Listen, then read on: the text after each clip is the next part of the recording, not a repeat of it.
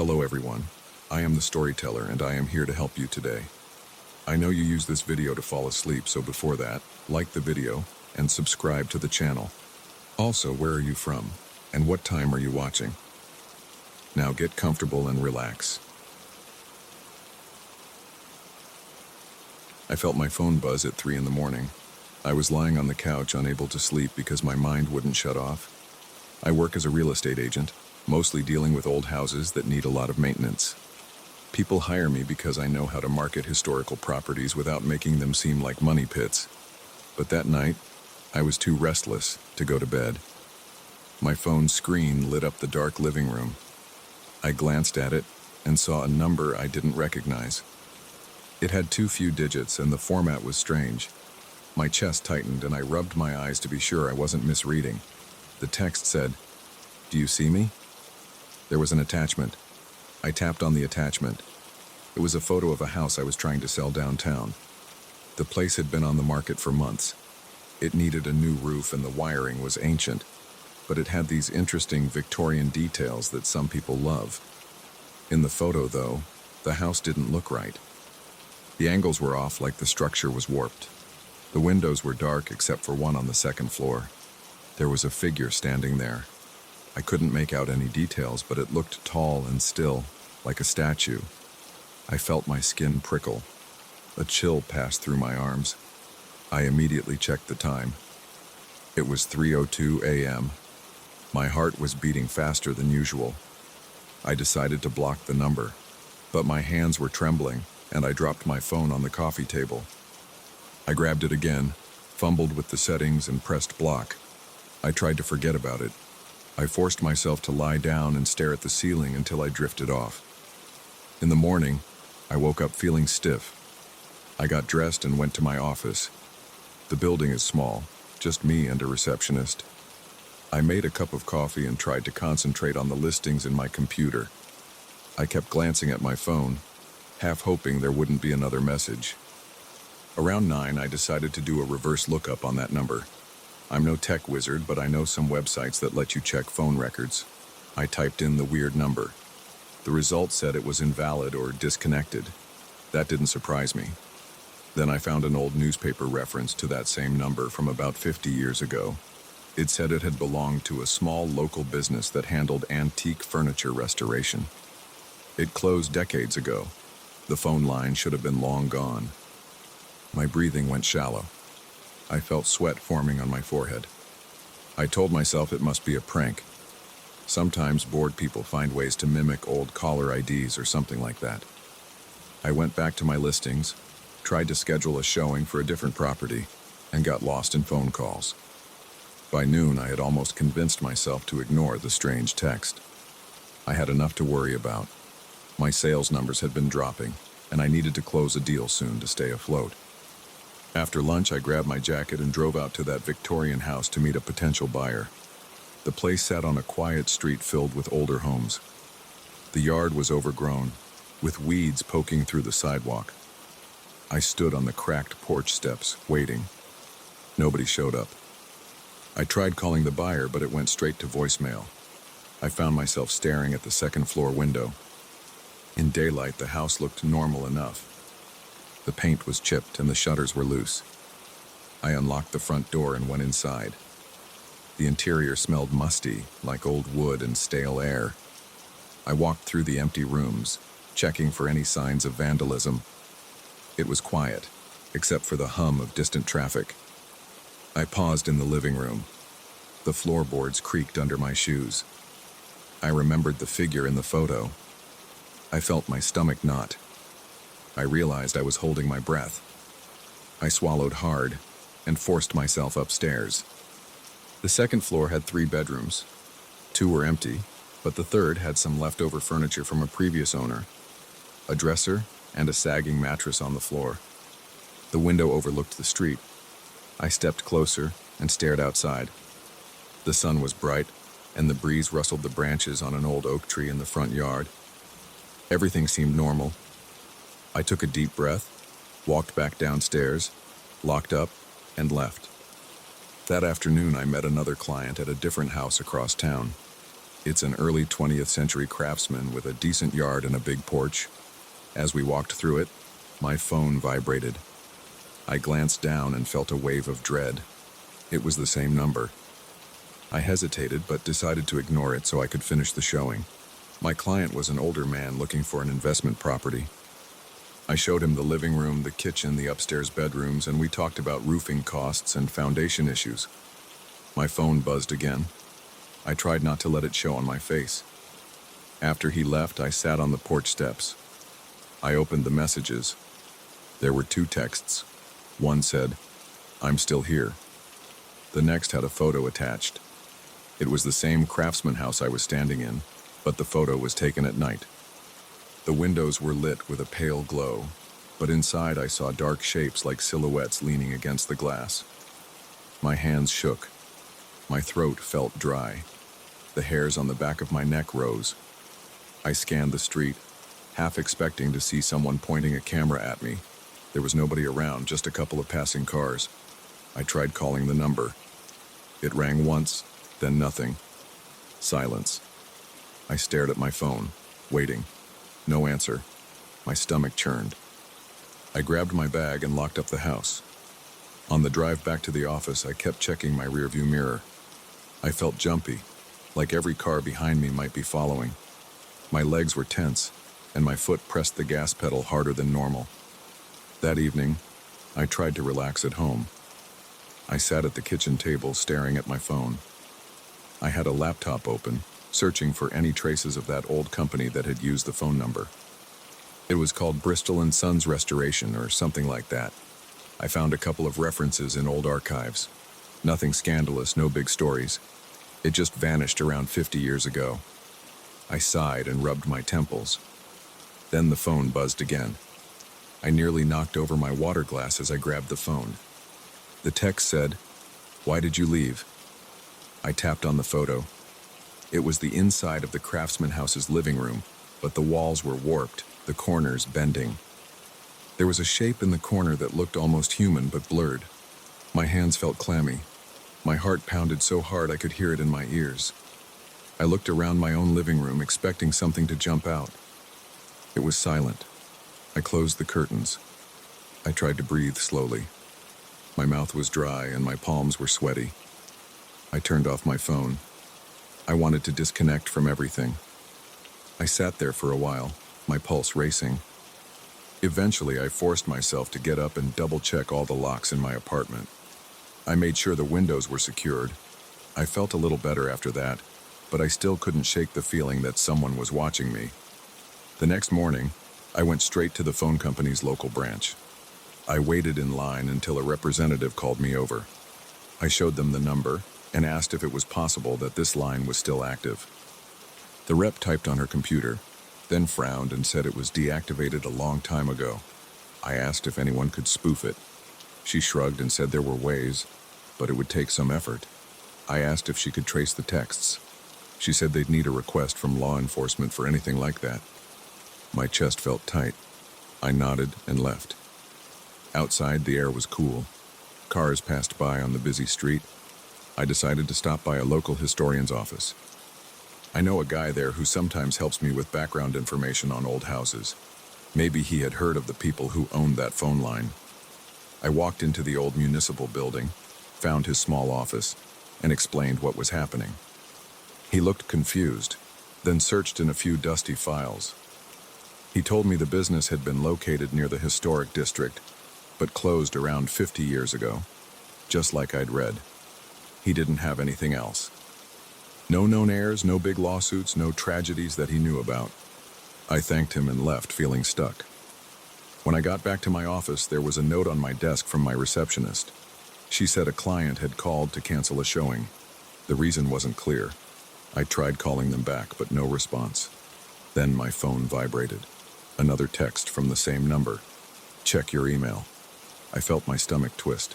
I didn't remember giving my email to whoever this was. I opened my email on the computer, and there it was. A single new message with no subject line. Inside it said, "I see you." There was a photo attached. I clicked it. It showed the front of my office building, taken from across the street. I saw the sign, the brick walls, and my own car parked out front. I felt my throat tighten. I stood up and rushed to the window.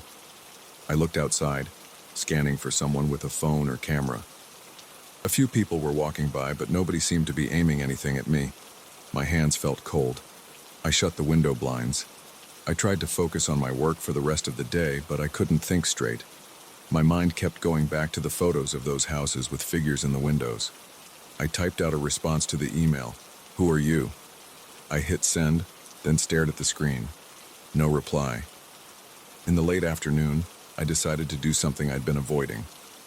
I drove back to the Victorian house. I wanted to check every corner, see if someone had been sneaking in to take those photos. Maybe it was a disgruntled seller or a bored trespasser. My heart hammered as I parked out front. The air was still, and the sky was cloudy. The house looked lifeless. I pulled out my keys and opened the front door. The smell of dust and old wood greeted me again. I flipped on my flashlight, even though it was still light outside. The corners of the rooms were dim. I walked around slowly, checking closets, looking behind doors. The house was empty. The floors groaned under my weight. My breath sounded louder than usual. I made my way upstairs again. The furniture was still there in the third bedroom. I looked at the dresser. I opened a drawer. Empty. I checked the mattress. Just stained fabric and old springs. I swallowed and felt a shiver at the base of my neck. I heard a faint buzzing from my pocket. I pulled out my phone. A new text. "Behind you." My chest tightened and I spun around, raising my flashlight. Nothing. Just a bare wall. My pulse pounded. I could hear my own breathing echo in the empty room. I stepped into the hallway, shining my flashlight into every corner. Nobody was there. I felt sweat trickling down the sides of my face. I clenched my teeth and hurried downstairs. I stepped outside, slammed the door shut, and locked it. I stood on the porch, gulping in fresh air. My phone buzzed again. This time it was a photo. It showed the hallway I had just walked through at the exact moment I'd been looking around with my flashlight. I could see my own back in the frame, as though someone had been right behind me. I felt dizzy. My legs felt weak and I leaned against the railing.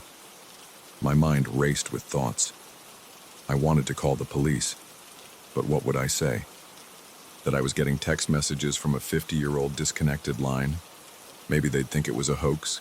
Maybe it was a hoax. But the photos felt too real. I drove away, hands trembling on the steering wheel. I couldn't stay at the office or that house any longer. I went straight home, locked the door, and sat on my couch. I turned on all the lights. The clock said 7 p.m., but it was getting dark outside. My phone was silent for a while. I kept checking it, waiting. My nerves were shot. I felt restless, so I paced around my living room. I finally sat down at the kitchen table with a notebook, trying to jot down everything I knew. The text messages, the photos, the houses involved, the old phone number. I wrote down the name of that defunct furniture restoration place. I tried to see if there was a pattern. Each property was at least 80 years old.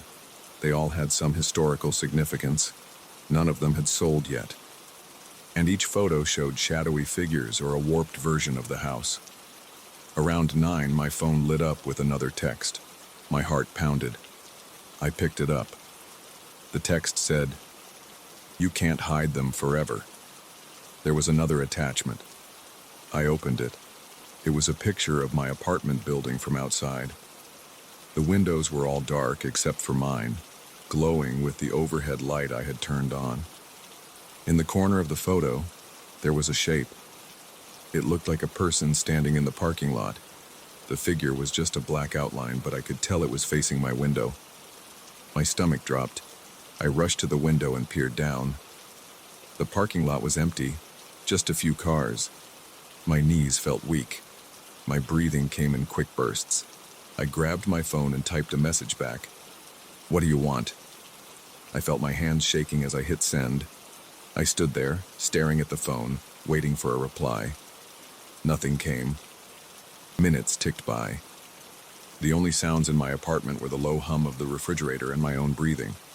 I checked the locks again, then paced in circles. I felt adrenaline pumping in my veins. My heart was racing. At around 10, my phone buzzed. I jerked my head and snatched it off the table. The text said, "Stop selling them." Another attachment. I tapped on it. It was a photo of the newest listing I had just taken on that morning, an old Tudor-style house on the outskirts of town. The windows were pitch black, and there was a tall silhouette in one of them. I could see a faint outline of what looked like a hand against the glass. I clenched my jaw. My chest felt tight again. I realized I had to decide what to do next. I was too shaken to ignore it anymore. I sat on the couch, phone in hand, waiting to see if another text would come. I wanted to call someone, but I had no idea who could help. My stomach churned, and my muscles felt sore from all the tension. I glanced around my apartment, noticing how small it felt now. I realized I was sweating. I turned on the AC and tried to calm down. I never got another text that night. I barely slept, jumping at every sound in the hallway outside my door. When I finally closed my eyes, I kept seeing those distorted photos, the silhouettes in the windows, that bizarre figure right behind me in the hallway. My alarm jolted me awake at 6 in the morning. My head throbbed, and my eyes felt heavy. I checked my phone, half expecting more messages. There were none. Now I'm sitting here, sipping coffee, heart pounding. I keep checking the time, waiting for some new notification. I have no idea how this will end, or what that old phone number has to do with these houses. I just know that whoever is sending these messages wants me to stop selling them. And I don't know why. My body feels tense all over. My hands are shaky. I can't focus on anything else. I've decided to pull every old listing I have. I'm going to tell my clients I need some time. I don't know if that will solve anything, but I can't handle more photos of warped rooms and faceless figures.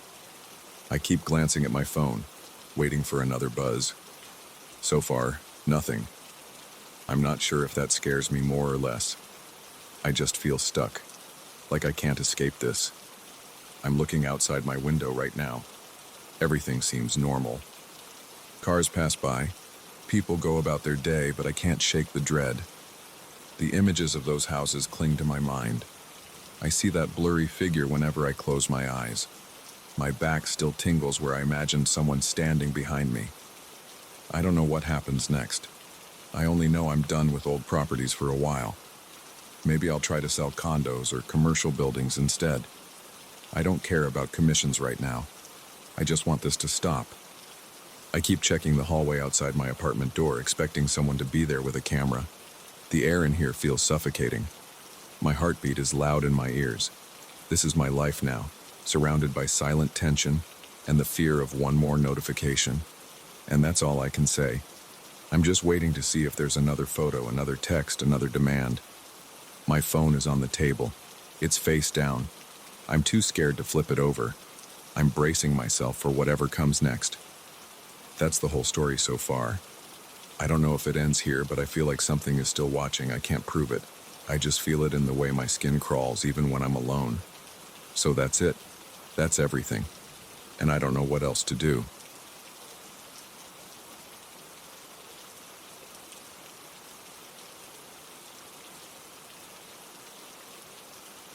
I still remember the first time I heard someone ask for room 8113.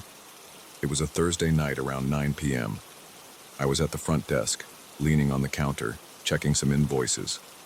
A man walked in, looked around like he was trying to size up the place, and then approached me. His shirt was wrinkled and he held a small suitcase that seemed about to burst. He asked for a room, but not just any room. He insisted on room 8113. I told him we only have 3 floors and our rooms go up to 310. There's no 8th floor, and there's no room 8113. He glanced at the elevator, then at me, and shook his head. He repeated that he needed room 8113. He didn't explain why. He didn't raise his voice. He just repeated the same request in a calm but firm tone. I tapped the computer keyboard to show him the floor plan on the screen. I told him again, in a clear voice, that room 8113 doesn't exist in our hotel. He stared at the screen for a few seconds without blinking. Then he sighed and said he would settle for whatever room was available. I handed him a key to room 307. He thanked me, walked to the elevator, and disappeared behind the old steel doors. I felt uneasy the moment they closed. I couldn't understand why he was so fixated on a room that didn't exist. At first, I brushed it off as a weird request. People sometimes have strange habits or preferences.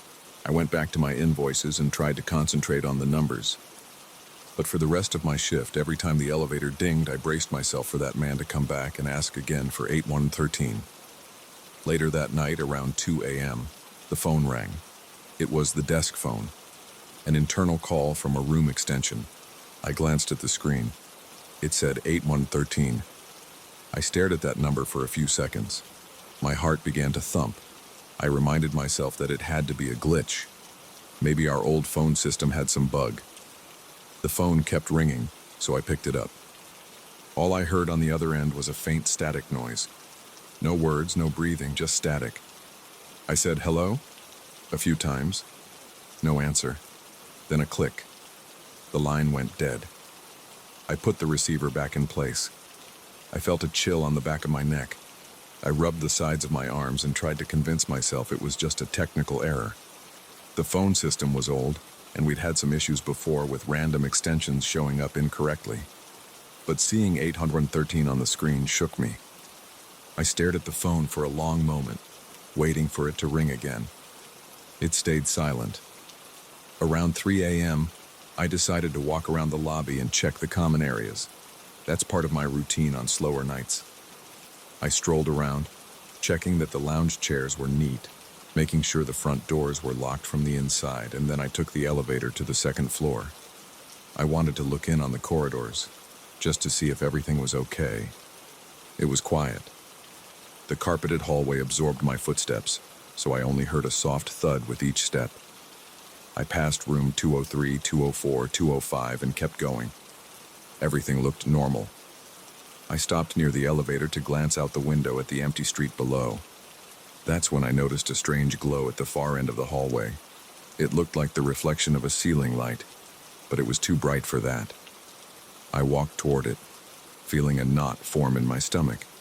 I thought maybe a bulb was flickering. As I got closer, I saw a door at the end of the hallway. This hotel doesn't have a room at the end of that hallway. The last room is 210. But I was staring at a door with the number 8113 in brass letters. I froze in place. My hands felt clammy. I could feel my pulse in my ears. I took a few steps forward, squinting at that number. It was definitely 8113. The door looked slightly newer than the other doors. It was smooth, with a more modern handle. I hesitated. I wasn't sure if I should approach it, but curiosity pulled me forward. I reached out to touch the doorknob. It felt cold. I heard a strange hum like the buzz from an electrical panel. My head started to pound, so I blinked and shook it off. Then the hallway lights flickered once, and when I looked at the door again, it was gone. The entire wall was just a blank stretch of wallpaper.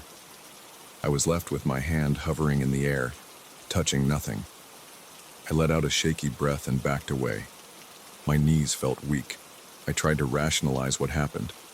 Maybe I was exhausted and seeing things, but I was certain of what I'd seen.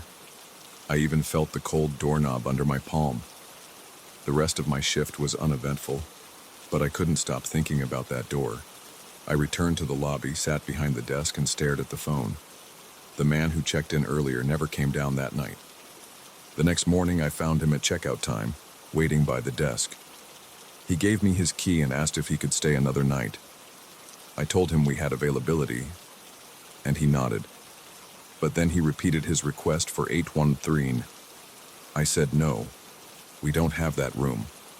He stayed quiet for a few seconds, then told me he'd keep his current room. He walked off without any explanation. I wanted to ask him if he'd called the front desk the previous night. I wanted to ask him if he'd seen or heard anything unusual, but the way he looked at me made me hesitate. He had a flat, disinterested gaze. There was no warmth there, no curiosity. It was like he already knew the answer.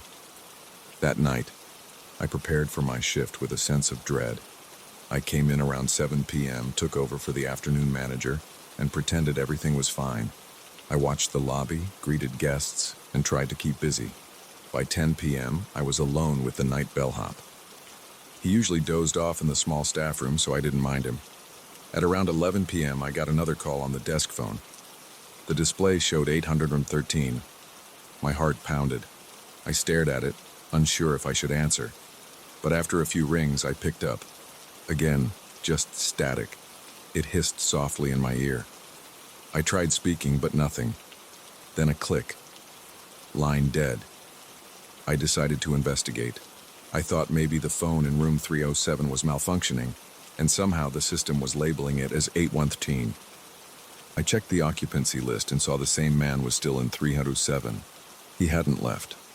I picked up a master key and went upstairs. The hallway was dim. The lights flickered at random intervals, but that was normal for our old wiring. I went straight to 307. I knocked. After a moment, he opened the door halfway and looked at me. He didn't say anything. I asked him if he'd tried calling the front desk. He said no. I asked if his phone was working. He said he never used it. He just shrugged. I asked if I could test it.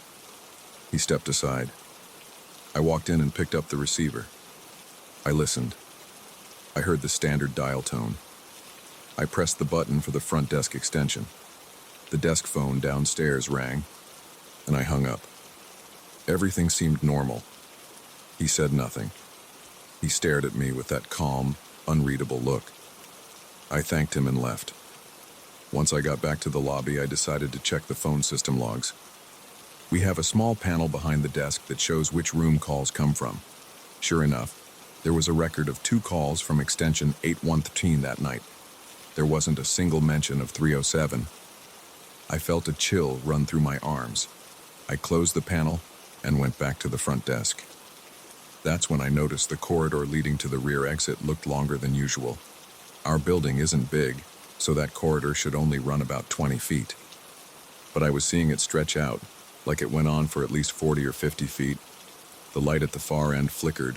I took a few steps toward it, fighting the urge to run back to my desk. My ears started ringing, and my mouth went dry. As I approached the end, I saw a door on the right that shouldn't be there. It had the number 8113 again. The same brass numerals.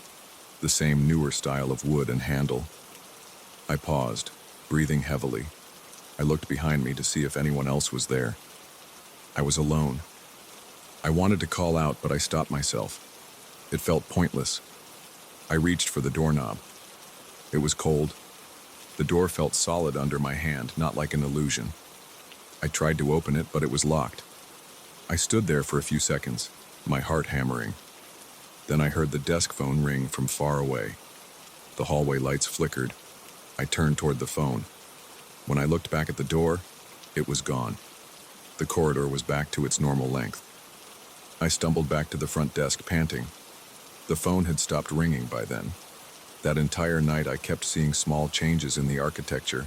Sometimes the lobby seemed to tilt slightly. Sometimes a door on the second floor shifted a few inches to the right. I'd blink and it would be normal again. My stomach churned with anxiety. I felt sweaty and restless. I tried to keep busy with paperwork, but my eyes kept drifting to the phone. It stayed quiet until morning. The next day, the same man appeared in the lobby around noon. He looked tired. There were dark circles under his eyes. He said he was checking out. He settled his bill and handed me his key. I felt the urge to ask him more about his request for 813. Something told me he knew something I didn't, but I couldn't form the words. He just stared at me for a moment, then walked away with his suitcase. I watched him leave through the glass doors. That evening, I thought maybe everything would go back to normal. The man was gone, and maybe the calls would stop. Around 10 p.m., I started to feel a headache coming on. I took a quick walk around the lobby to distract myself. The phone rang again, from extension 8113.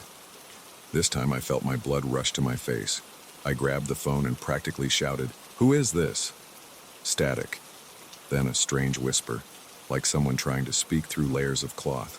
I couldn't make out words. I waited, and then a click. Deadline again. I slammed the phone down and decided I needed to do a full check of every floor. I couldn't rest until I proved to myself that 8113 wasn't real. so I took the elevator to the third floor. I paced up and down the hallway looking at each door number, 301, 302, 303, and so on. Everything was normal. I moved to the second floor. Same routine. Everything seemed fine. I stood near the elevator, waiting, feeling the old carpet under my shoes. A slight buzzing sound came from the lights overhead. Then I spotted a door at the very end of the corridor. It was 813 again. I marched over, determined to open it this time. My heart pounded in my chest, and I could feel my lips trembling. The door felt solid. I pulled out the master key. The lock turned, but when I pushed, the door wouldn't budge. It felt like something was blocking it on the other side. I leaned my shoulder against it, pushing harder. The handle rattled. Then I heard a loud thump from inside the room, like a piece of furniture falling over. My blood ran cold. I stepped back, unsure of what to do. The door slammed shut on its own, and the numbers 8113 flickered like they were made of tiny bulbs. Then the entire door vanished in the blink of an eye. I was left staring at an empty wall. My legs shook as I made my way back to the elevator. I pressed the button repeatedly, almost frantic. The elevator took forever to arrive. The moment the doors opened, I jumped in and went down to the lobby. I felt lightheaded and my shirt was damp with sweat. I couldn't concentrate on anything for the rest of the night. Every noise made me jump. Every shadow looked suspicious. At around 4 a.m., I convinced myself to sit down and wait for daylight. I didn't want to walk around anymore. Over the next few nights, the phone calls kept coming. Always the same extension. Sometimes I'd answer and I'd hear that static or faint whisper. Sometimes I'd let it ring and it would eventually stop. During my rounds, I sometimes saw that door appear at the end of a hallway, in corners of the lobby, even once outside near the delivery entrance. It always looked the same, and whenever I tried to open it, it wouldn't move. Sometimes it disappeared the second I blinked. Other times I'd stand there staring until my eyes hurt, and then a light would flicker and it would be gone. I started double-checking the building plans. I went through old files in the back office. There's no record of any 8th floor. There's no mention of a room 813. Our building is only 3 stories tall. The phone system has no extension 8113 in the manual. None of it made sense. I felt trapped in a cycle of confusion and fear. I couldn't quit my job, but every night I dreaded coming in. My boss didn't believe me when I tried to explain.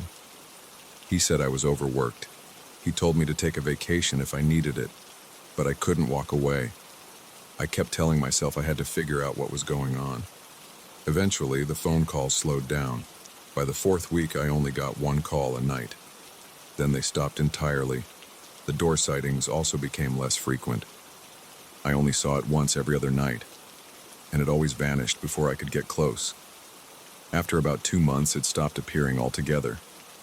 I started to relax. I tried to push it out of my mind. I forced myself to believe it was over. Then, late one night, I was alone in the lobby, reading the shift notes. It was quiet. No guests were wandering around. The phone hadn't rung in hours.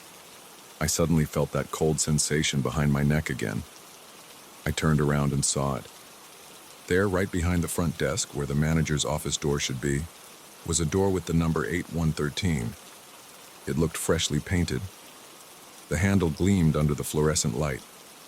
My heart pounded so hard I thought it would burst. I considered running. I wanted to run, but I felt drawn to it. I stepped toward the door, my palms sweating. I rested my hand on the doorknob. It was cold. I hesitated, then turned the knob slowly. It opened a crack. I heard that faint buzz from inside.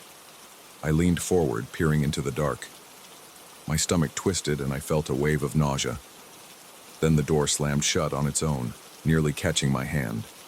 I jumped back.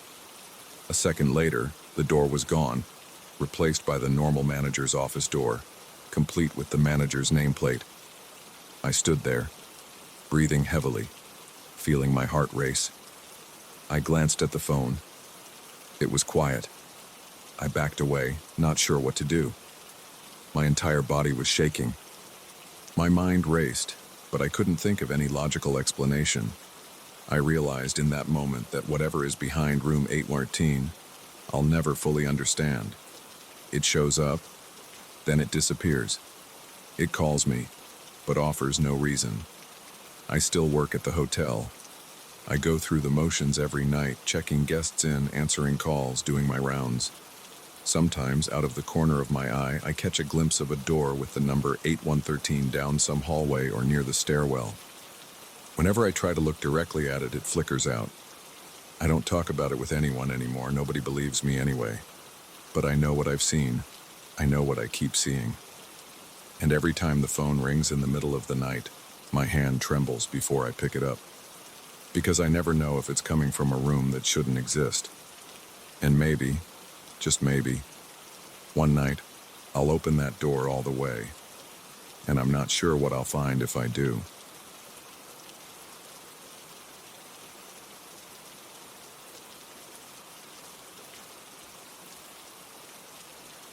I first spotted the tapes on a Tuesday afternoon. I was in the basement of the library sorting old boxes marked storage. The smell down there was always musty. My nose felt clogged, and dust clung to my sleeves. My eyes strained under the single fluorescent light that flickered overhead. I remember pulling a cardboard box off a metal shelf. The top was taped shut, but the edges had softened with time. When I lifted it, I heard a faint rattle inside. I set the box on the floor and knelt down. I tore the tape off, opened the flaps, and found a stack of old cassette tapes labeled with crooked handwriting. Dates ranged from 1972 to 1975. I'm an archivist, so I deal with all sorts of materials. I've seen diaries, letters, newspaper clippings, and audio recordings, but these tapes looked different. The labels had names I didn't recognize, and a few had short notes in pencil, like Session 3 or Week 5. I felt a jolt of curiosity. My heart beat faster and my palms got a little damp. I liked finding things no one else had touched in decades. I peeled off one tape from the top. It had a faint coffee stain on the label. Jacob, July 11th, 1973. That was all it said. I carried the entire box to my workstation. The basement had a small table with an old cassette deck. I dusted off the machine. My mind raced with questions. Who was Jacob? Why did somebody keep these tapes in the library basement for so long? I stuck the first tape into the player. The sound crackled for a second and a distant voice came through. It was a man speaking. He sounded tired. Then I heard a woman's voice, calm and measured. She asked him to describe his feelings. I realized it was a therapy session. My throat felt tight. I glanced around, suddenly uneasy, like I was eavesdropping on something private. I listened to about 10 minutes. The man talked about his anxiety at work. The woman, probably his therapist, encouraged him to focus on how his job made him feel. I could hear the slight squeak of a chair whenever he shifted his weight. I felt awkward, but also pulled in. After a while, I decided to check another tape. Maybe they all belonged to the same person or the same therapist. I rummaged through the box. I saw names like Linda, Craig, Benson, and Jacob again. Each label had different dates, often spaced a week apart. I didn't see any official markers. There were no folders, no typed notes, just these tapes. I thought about my boss. He never mentioned any private recordings in the library's inventory. I figured I'd keep this discovery to myself until I knew more. I selected another tape labeled Jacob, August 1st, 1973, and slipped it into the deck. His voice came through again. This time he talked about guilt. He said something about avoiding his family, but he didn't say anything too specific. Then he mentioned a dream that kept coming back. I felt my stomach tense up when he described the dream's setting. A small house near the edge of a park with a tall fence. That detail made me pause. I grew up in a place like that, with a fence that felt massive. I rubbed my temples. I reminded myself that lots of people live in houses near parks. It didn't mean anything. I spent the rest of the afternoon flipping through the tapes. I listened to bits of Linda and Craig. They all seemed to be sessions with the same therapist. Her tone stayed level. She asked about their weeks, their conflicts, their fears. I felt a constant itch in the back of my mind. Something was off, though I couldn't place it. By the time I clocked out, I felt like I had crossed some boundary. My hands trembled a little when I thought about those old voices stuck on magnetic strips.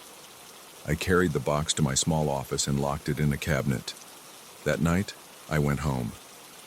I live alone in a one-bedroom apartment. The floors creak and the heater only works half the time. I heated some leftover pasta, ate quickly, and tried to watch TV. My mind kept wandering back to those tapes. I felt a nervous energy in my legs. I kept shaking my foot. Eventually, I turned off the TV and sat on my couch in silence. I wondered if I'd made a mistake by listening, but I couldn't help wanting to go deeper. I told myself I'd just listen to a couple more the next day for work-related reasons. I was an archivist, after all. It was part of my job to catalog these things. In the morning, I got to the library earlier than usual. I headed straight to my office. The cabinet was still locked. I opened it, grabbed a handful of tapes, and brought them to my desk. I plugged in a small tape player I found in a back closet. The machine clicked when I pushed the play button. I tried one labeled Jacob, September 10th, 1973. He talked about a confrontation with someone named Mark. He said Mark accused him of lying. I felt a surge in my chest. I'd had a similar confrontation a few years ago. A co-worker named Mark once accused me of leaving out details in a project. But that was purely coincidence, right? People have the same names all the time. My brow furrowed and I rubbed my palms on my thighs. The next tape made me more uneasy. Jacob, September 17th, 1973. Jacob described a dream involving a corridor. He said the walls were covered with pictures he didn't recognize. At the end of the corridor, there was a door that wouldn't open. He felt trapped. I remembered having a nightmare like that. The thought made my scalp prickle. I leaned forward, elbows on the table, and listened carefully. My stomach clenched. Jacob said that in the dream he heard someone calling his name, but the voice sounded like it was his own voice echoing back. I paused the tape and took a shaky breath. I felt sweat on my forehead. I pressed play again, but the rest was just the therapist telling him to relax. At lunch, I felt drained. I barely tasted my sandwich. I replayed the details in my head, searching for any direct link to my life. I still told myself it was random. There must be thousands of dream scenarios out there. People dream about hallways all the time. But I couldn't ignore the tension in my chest. My breathing felt shallow. I returned to my office, deciding I'd try a tape from someone else. Maybe if I listened to Linda or Craig, I could forget about the similarities with Jacob. I picked a tape labeled Linda, October 2nd, 1973. She talked about a co-worker who kept undermining her. She described the exact dynamic I had with a colleague named Sabrina. I felt a chill go up my arms. Her story included a detail about a broken elevator that forced them to use the stairs every day. That happened in my building last year. I stared at the tape deck. My pulse pounded behind my ears. My thoughts raced. How could these tapes from the 1970s mirror my experiences? I took a deep breath and replayed the segment to check if I misheard. It was clear. She said she got stuck in that elevator, had to call maintenance, and then spent the next week walking up 4 flights of stairs. My mouth went dry. I tried to steady my breathing by counting to 10 in my head. I closed my eyes for a second, feeling the weight of the air around me. I decided to look for clues about the therapist. Maybe I could figure out who she was. I rummaged through the storage boxes.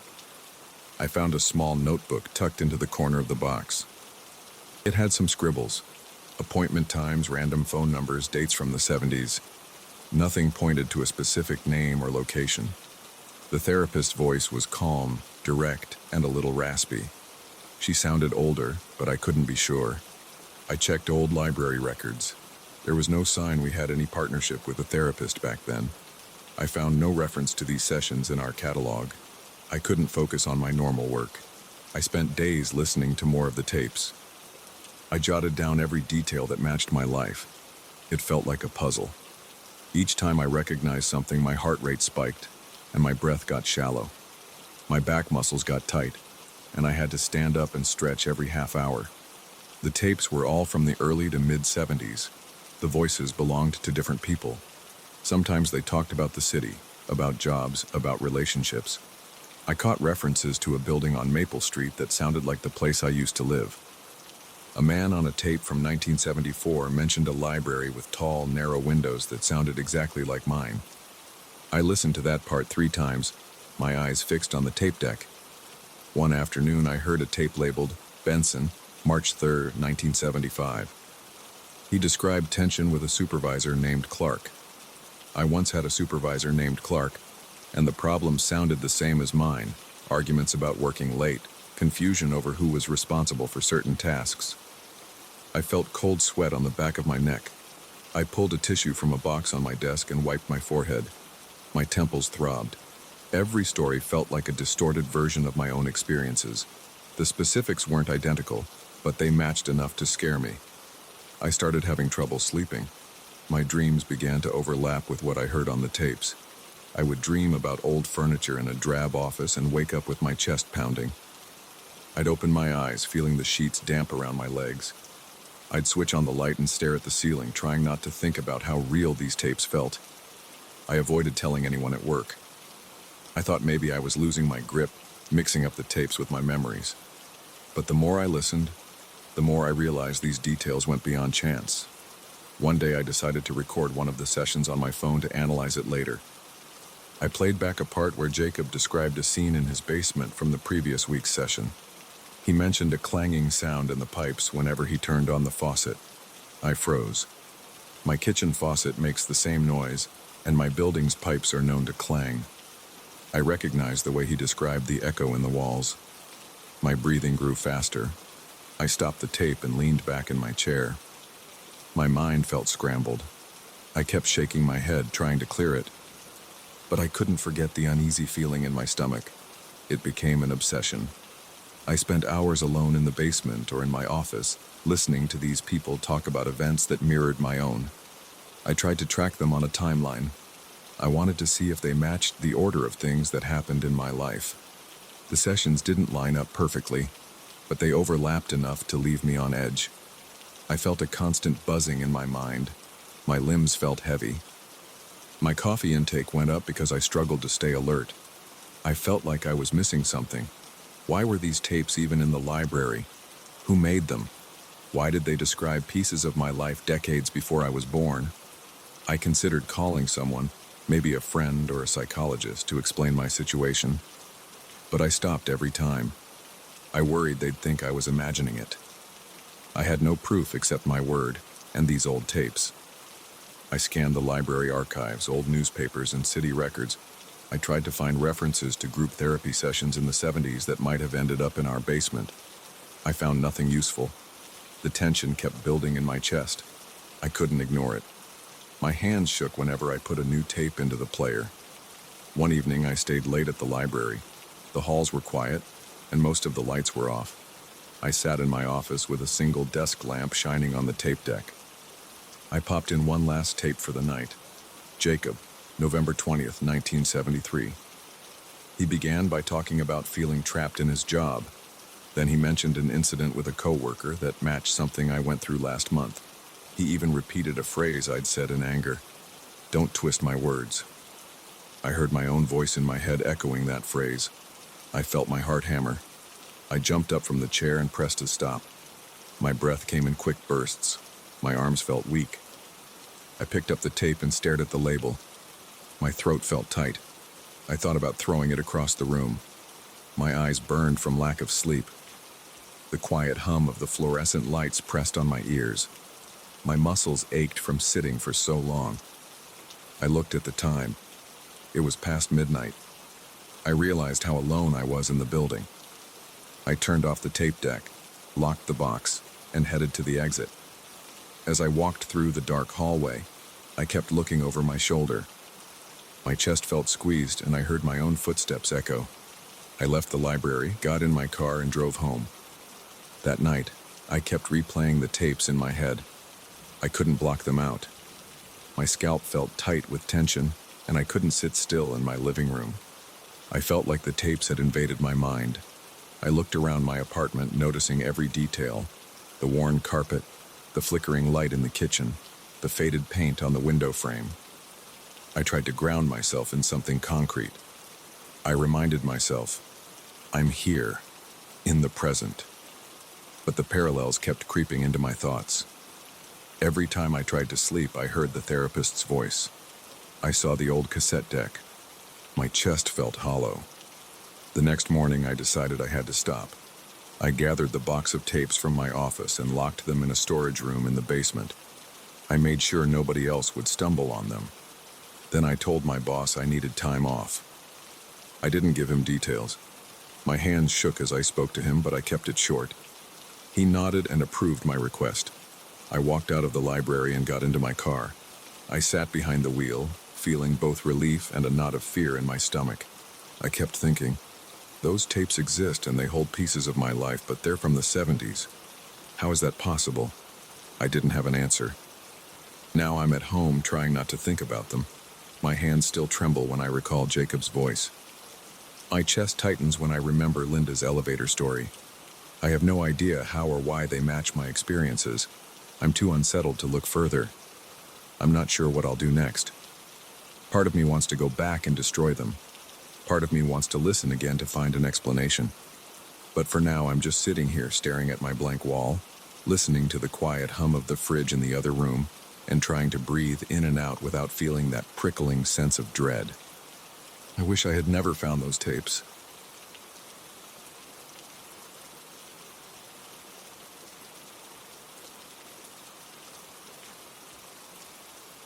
I'm going to be honest. I had zero intention of stopping there. The place looked like a ghost town from half a mile away. Boarded up windows, sagging rooftops, rusted cars on the side of the road. The maps on my phone said nobody lived in that town anymore, and I believed it. Still, I'd been driving for hours. I needed a break. Something in the back of my head told me it was a bad idea, but I pulled off the highway anyway. It was getting late, and I was tired. I thought I'd just stretch my legs, maybe find a spot to rest and get back on the road first thing in the morning. That didn't happen. I drove down the main street, which had a cracked asphalt surface with weeds pushing through. Most buildings had shattered windows or plywood nailed across. The gas station at the corner looked completely gutted. No pumps, no sign, just a battered canopy. I saw an old sign that said "Welcome," missing half its letters. I almost laughed at how bleak it looked. The sun was setting and the light hit everything at an odd angle, making shadows stretch across the ground. There was a feeling of emptiness around me, like the place was stuck in time.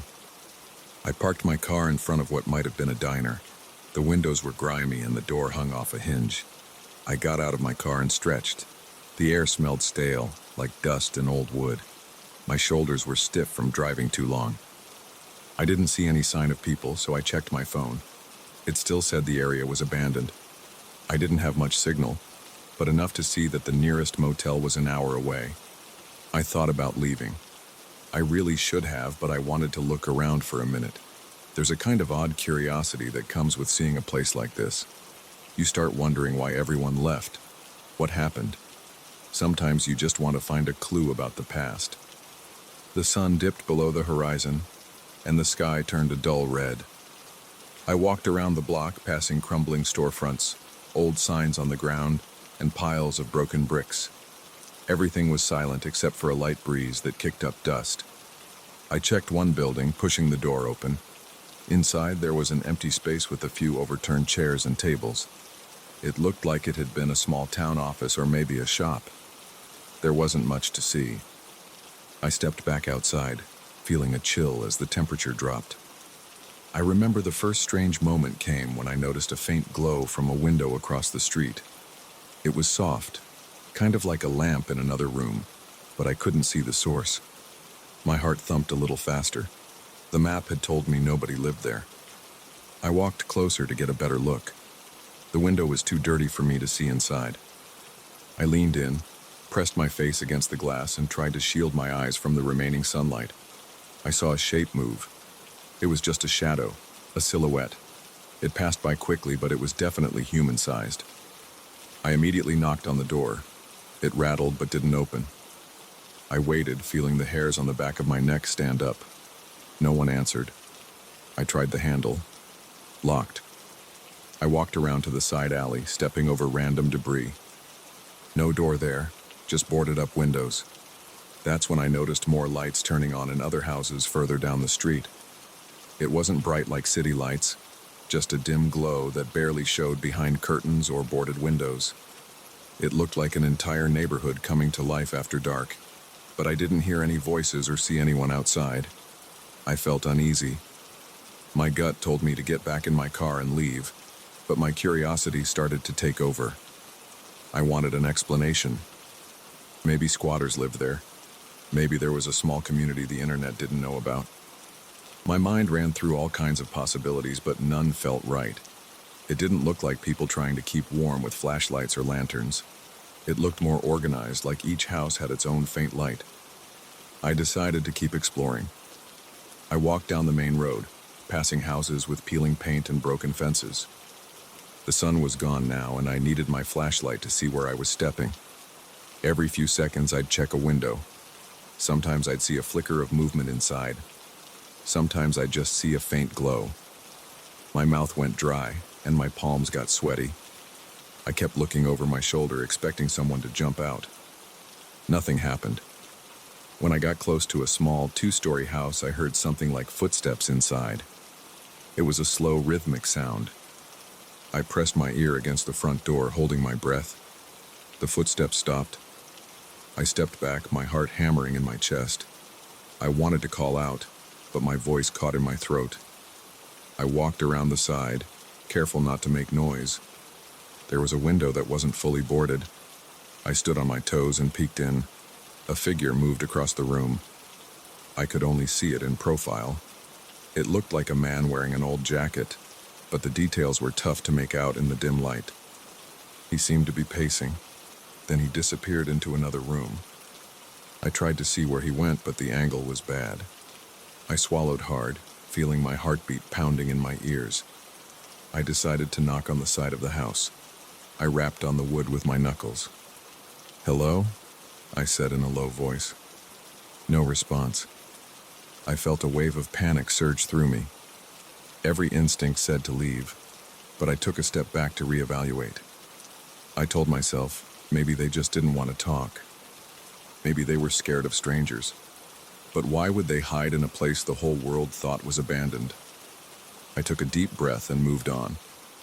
My mind was racing, but I tried to stay calm and gather as many details as I could. As I walked further, I noticed my legs shaking a bit. The dust under my boots kept crunching, and every time I heard that sound, I got more jumpy. I kept glancing to my left and right, feeling watched.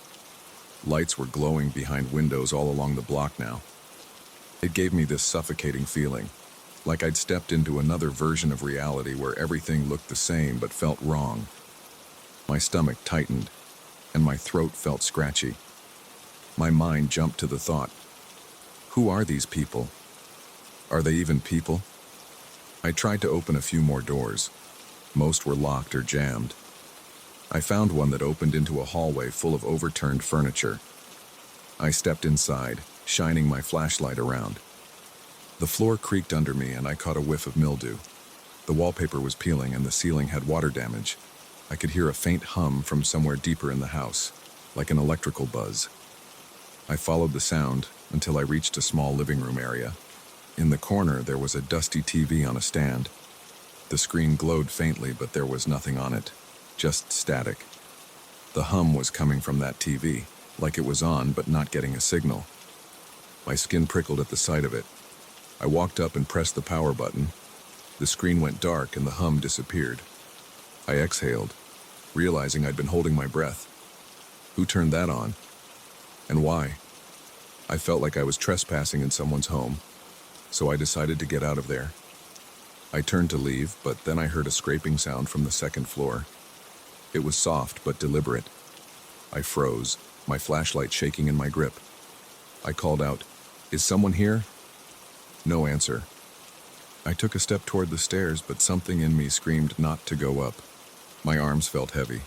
My heart thumped hard enough to make my chest hurt.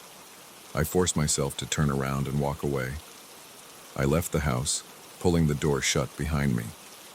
Back on the street, the lights in the neighboring houses seemed brighter, like they were reacting to my presence. Each window had a glow, and each glow felt like a pair of eyes on me. I wiped sweat from my forehead, and my hand came away damp.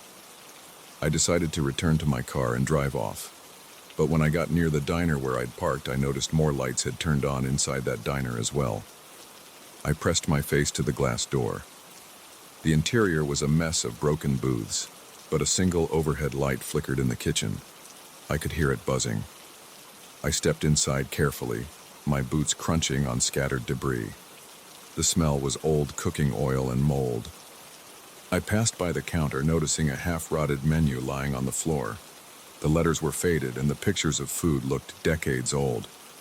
Behind the counter was a small hallway that led to the kitchen. The flicker was coming from there. I moved slowly, my breath catching in my throat. The floor was sticky with who knows what. I reached the kitchen doorway and saw the overhead fluorescent bulb flickering on and off. The entire kitchen was empty, except for a few old appliances. At first I relaxed a bit, thinking there was nothing there. Then I spotted a shape in the corner. It was a person crouched by the sink. Their clothes were dark, maybe just dusty. I couldn't see the face clearly, but I could hear soft breathing. I tensed up, gripping my flashlight like a weapon. "Hello?" I managed to say. The figure jerked upright and ran toward the back door in a sudden rush. I jumped back, my heart slamming in my chest. The person forced the back door open and disappeared outside. I just stood there trying to catch my breath. That was the first time I'd definitely seen someone up close, and they looked real. No weird distortions, no ghostly outlines. It was a living, breathing person. But they didn't speak or show their face. I left the diner and scanned the alley behind it. Nothing. I felt alone again. The fear in my stomach twisted tighter. I started to wonder if maybe I was in real danger. If someone wanted to harm me, it would be easy out there. There were too many corners, too many shadows. The streets felt hostile. The houses loomed over me like silent watchers. My eyes were getting tired, but I kept checking every window, every door, for signs of movement. I couldn't take it anymore. I decided to leave. I walked briskly to my car, trying not to break into a run. My hand shook as I reached for the door handle. That's when I noticed footprints in the dust near the driver's side door. They weren't mine. They were smaller, maybe from someone wearing sneakers. They led around the car, then disappeared. My ears pounded with my pulse. I yanked my car door open and jumped in. I locked the doors, started the engine, and looked around. The street was still empty except for the glow from the windows. I put the car in reverse and pulled away from the curb. As I drove through the main street, every house I passed had that faint light. I caught glimpses of shadows through windows, some passing by quickly, some standing still. I didn't roll down my window. I didn't slow down. I just wanted out. The entire time, my brain kept cycling through questions. Who lived there? Why hide? Why not say anything? Once I reached the edge of town, the lights started fading in my rearview mirror. I felt a sense of relief. My body still shook with adrenaline. When I hit the highway, I let out a long sigh and realized how tense my muscles were. My phone lit up with better reception. I tried searching for more information about that town, but all I found were the same notes that it had been abandoned decades ago. No mention of squatters, no mention of restoration efforts. I ended up driving another hour to a roadside motel, where I checked in. My hands were unsteady as I filled out the form. The guy at the front desk asked if I was okay. I just nodded. In my room, I couldn't sleep. Every time I closed my eyes, I saw that silent figure in the diner's kitchen or the silhouettes crossing behind grimy windows. I felt an urge to turn around and go back, but my fear kept me in place. I stayed up all night scrolling through any obscure forum or article I could find. Everything said the same thing. The town was abandoned due to economic collapse or some environmental hazard. The official record stopped decades ago. No updates, No reports of anyone moving back. Yet I saw those lights, and I heard those footsteps. I even came face to face with that person in the diner. I knew I wasn't imagining it. That's why it's been on my mind nonstop. I can't accept not knowing. My skin crawls when I think about that place lighting up at night with all those silent people. I don't know if they're survivors, squatters, or something else. But I can't shake the feeling they were aware of me, tracking my movements, watching me pass by, waiting for me to leave. It's got me on edge. Sometimes I hear that buzzing sound from the TV in my dreams. Sometimes I wake up in a sweat, sure that someone is standing outside my window. I can't let it go. I've already started planning another trip out there. I need to figure out what's happening. Every bone in my body says it's a mistake, but every thought in my head screams that I can't rest until I get answers. Next time, I'll bring more supplies. I'll bring better lighting. I might try to find a way into those houses without causing a scene.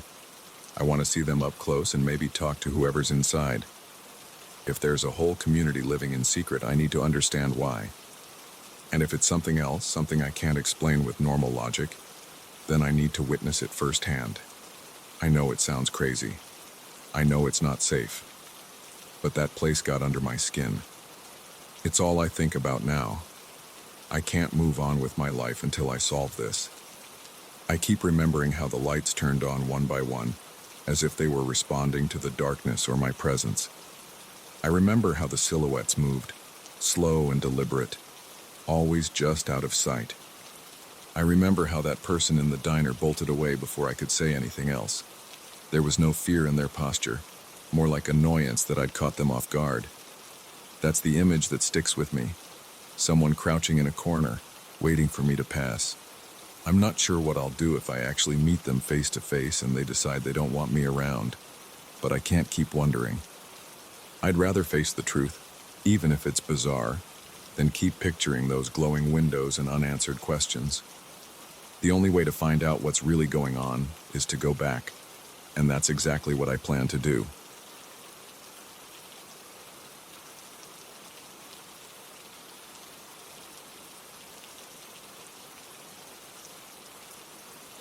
I'll never forget that night.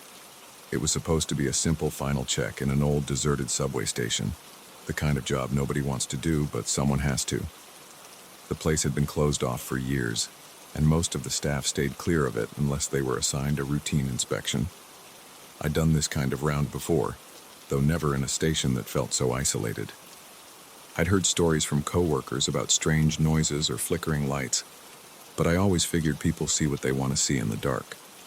I'm pretty level-headed, and I like to get my job done without any fuss. But that night, I discovered that some stations hold more than just echoes and dust. I arrived at the entrance around midnight. The security gate was down, and I used a special key to let myself in. My supervisor had told me, just do a quick sweep. Make sure there's no broken glass, no graffiti, no sign of squatters. He said it like it was no big deal. I remember the faint hum of the overhead lights in the corridor just before the main stairs. The electricity was still running there for some reason, though the rest of the station was mostly dark. I flicked on my flashlight and stepped onto the first step. It creaked a little, and I noticed my own footsteps echoing in the concrete space. Everything seemed normal, just a bunch of stale air and grime. As I descended, the corridor opened up into the main platform area. It smelled damp, like water had seeped through the cracks. The floor was made of old tiles, chipped in some places, and the walls were covered in those dull white ceramic squares that reflect a bit of light. My flashlight beam moved across the floor, then up along the walls. I glanced around and saw the usual stuff. A few torn posters, a broken vending machine in a corner, and some scattered trash that was probably older than me. The place felt dead, but not in a peaceful way. More like an unease that hangs in the air. I heard a distant drip of water, and it echoed so much it sounded like someone tapping. I shined my flashlight around, trying to locate the source of the dripping. Then I saw a faint glimmer on the wall. It was just my own reflection in one of the tiles, but something about it made me pause. I noticed it wasn't a single tile reflecting me. It was like a patch of tiles showing a partial reflection, almost like a distorted mirror. I shifted my flashlight slightly and my reflection moved. I tilted my head and it did the same. I shrugged it off, thinking it was just a weird angle. I kept walking. My footsteps scraped against dirt on the ground, and I stopped every now and then to check for cracks in the floor. My job was to note any structural damage or hazards. The station had been out of service for years, so I half expected to find some major problems. But other than the obvious neglect, it all seemed stable enough. I jotted down a few notes on a clipboard. Broken tile near stairway, graffiti in the second corridor, water leakage near the far end of the platform. It was straightforward stuff. Every so often I'd look up and catch my reflection again. But then I started noticing something odd. Sometimes it looked like there was more than one reflection. I'd see a shape that might have been a shoulder or a head in the corner of my eye, always on the tile. But when I'd turn my flashlight directly at it, I'd see nothing but the empty corridor or platform. I told myself I was just tired. Late shifts can do that to a person, especially in a gloomy place like that. My stomach felt a little queasy, and I tried to steady my breathing. I made my way toward the far end of the platform. The old tracks were still there, rusted and full of debris.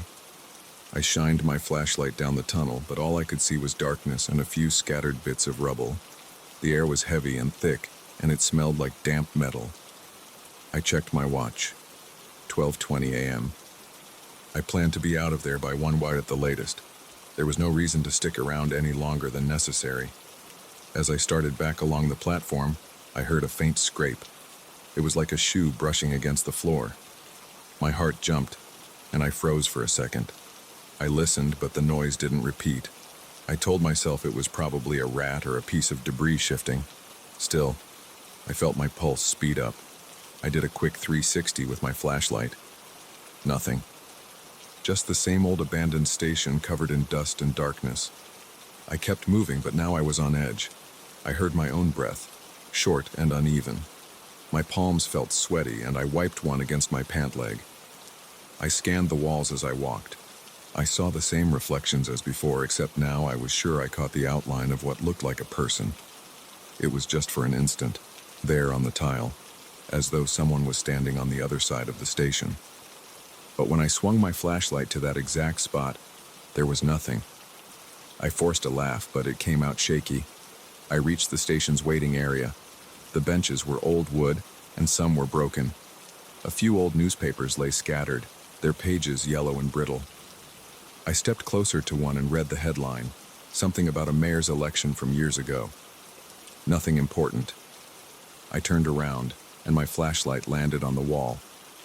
That's when I saw a clearer reflection, like a silhouette of a head and shoulders. It was on the tiles, but I was standing too far away for it to be me. It was just there, like someone was standing behind me. My heart pounded so hard I felt it in my throat. I spun around, aiming my flashlight behind me. Empty. Then I turned back to the wall. The silhouette was gone. I felt my legs start to shake a little. I tried to calm myself, thinking maybe the reflection was some trick of the light or a piece of debris on the tile surface. Still, I wanted to finish quickly. My notes were almost complete. I just needed to double-check the stairwell on the other side. I headed toward that stairwell, trying not to think about the shapes I kept seeing. Each step felt heavier than the last. I turned down a narrow corridor that connected one platform to another. The overhead lights here were either off or completely dead, so my flashlight was the only source of illumination. The tile walls in this corridor were grimy, and I could see mold growing in the corners. About halfway through the corridor, I caught movement in the corner of my eye. I stopped. My chest got tight, and I directed my flashlight onto the wall. I saw a reflection that looked exactly like a person's profile. It had a defined chin, nose, and I could make out the curve of a shoulder. I stood there, breathing hard. The reflection shifted slightly as though it was looking right at me. I swallowed. My mouth felt dry as sand. I stepped forward, and the reflection seemed to step forward too, but it was on the wall, moving in sync with me. I lifted my arm and saw the shape lift an arm as well. My pulse was racing, and I felt a cold sweat on my forehead. I thought, this is insane. There's no one here. This can't be real. I waved my flashlight across the wall, and for a second the reflection flickered. Then it settled back into the same shape, but now it wasn't quite matching my movements. I hurried down the corridor, refusing to look at the walls. My boots clicked on the tile floor and my breath echoed. When I finally reached the next set of stairs, I stopped to catch my breath. My heart thudded in my ears. I forced myself to look at the wall again, just to prove to myself there was nothing there. This time all I saw was my own reflection. I exhaled, trying to slow my pulse. I climbed the stairs. At the top, there was a small entrance to a side platform that had been closed off for even longer than the main area. The signage was faded, and the gate that led to the street was locked. I checked the chain, tugging on it to confirm it was still secure. That's when I heard footsteps behind me. They were faint but unmistakable, soft thuds on the tile. I whipped around, shining my flashlight. Empty, but I could still hear the echoes of those steps in my head. I decided I'd had enough. I'd noted all the issues. I didn't care about checking every single corner anymore. I just wanted out. I turned to head back, but now the corridor seemed darker than before. My flashlight felt weaker, or maybe my eyes were playing tricks on me. I walked quickly, trying not to slip on the damp floor. As I moved, I heard more footstep sounds. They seemed to come from behind me and then from the side. It was like there were multiple people in there, all walking at the same pace.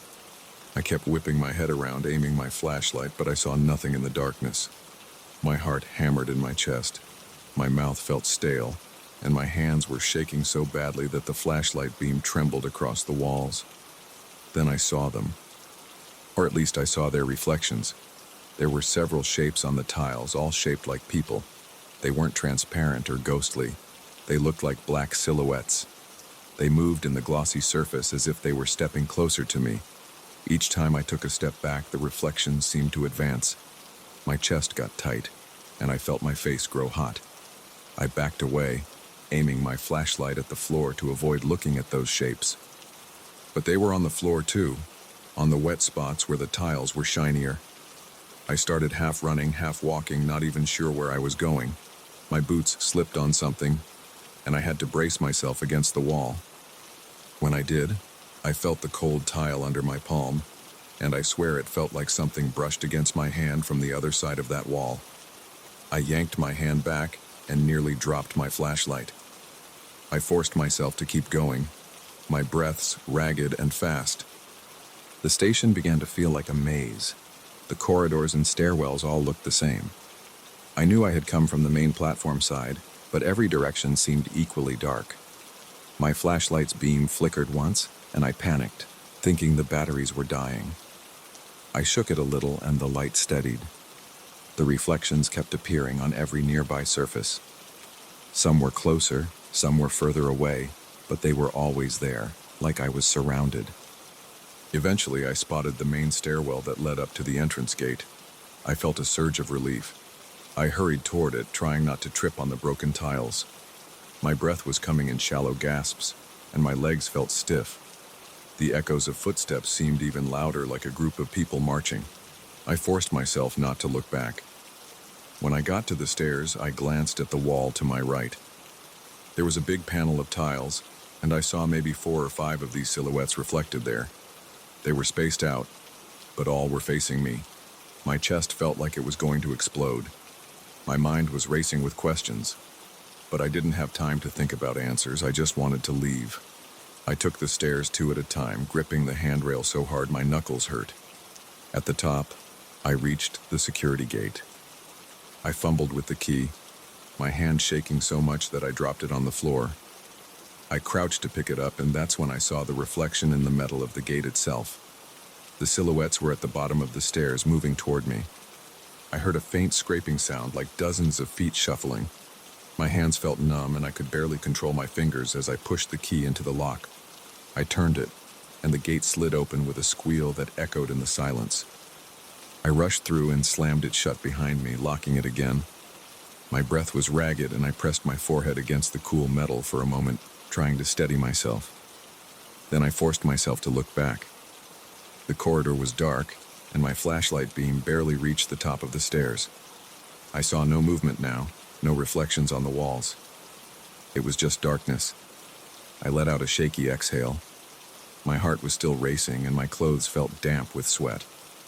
I stepped away from the gate, moving toward the exit that led to the surface. The overhead light in that small entrance area was still buzzing, casting a weak glow. I wanted to run, but my legs felt like lead. I moved as fast as I could, each step echoing. Finally, I made it to the street-level door. I shoved it open and felt a rush of cool night air. I inhaled it like it was the first real breath I'd taken all night. Outside, the streetlights were on, and the city looked calm. I stood there for a moment, hunched over, trying to catch my breath. My entire body trembled, and my throat felt tight. I glanced back at the door, half expecting those silhouettes to appear in the glass, but nothing was there. I didn't see a single shape following me. I walked to my truck, got in, and locked the doors. My hands were shaking so bad that I couldn't get the key in the ignition at first. When the engine finally started, I sat there with the headlights off, staring at the station entrance. It looked normal from the outside, just a locked door with a warning sign about unauthorized access. A few minutes passed before I felt calm enough to drive away. My shirt was clinging to my back with sweat, and I kept feeling like someone was in the passenger seat watching me. But I was alone. When I got back to the depot, I handed my supervisor the clipboard without a word. He looked at me funny, probably because I was still shaky and pale. He started to ask something, but I mumbled something about not feeling well and headed out. I spent the rest of the night trying to process what happened. I couldn't figure it out. Part of me wanted to believe it was just my nerves, the flicker of my flashlight, and some random illusions caused by reflective tiles. But it felt too real. The shapes moved in ways I couldn't explain. I heard footsteps that shouldn't have been there. I never asked for another shift at that station. In fact, I made a point to avoid it. I told my supervisor I'd handle any other job, but not that one. I didn't care if it cost me a bit of overtime, or if I lost some points with the higher-ups. I wasn't going back. I still wonder what I saw that night. I know that place is abandoned, and no one has been stationed there for a long time. Yet I saw reflections that didn't match my body. I heard footsteps and felt the presence of multiple figures in the darkness. I don't talk about it much because I don't have any fancy explanation. All I know is that I wasn't alone in that station, even though nobody else was physically there. And that's enough for me to stay away. I can still picture those silhouettes whenever I close my eyes. The way they seemed to converge toward me like they had a purpose. The memory makes my chest tighten, and I sometimes wake up in the middle of the night, expecting to see them in the corners of my bedroom. But they're not there. I only ever saw them in that station, on those grimy white tiles. That's the story. It's direct, and it's all I have. I was just a regular subway worker doing my job, but something else was in that station with me. They never touched me or spoke to me, and I didn't see anyone die or anything like that. But I felt cornered, and I felt terrified in a way I've never been before. I can't explain it, and I'm not going back to figure it out. If someone else wants to do the inspection next time, they can. I'm done.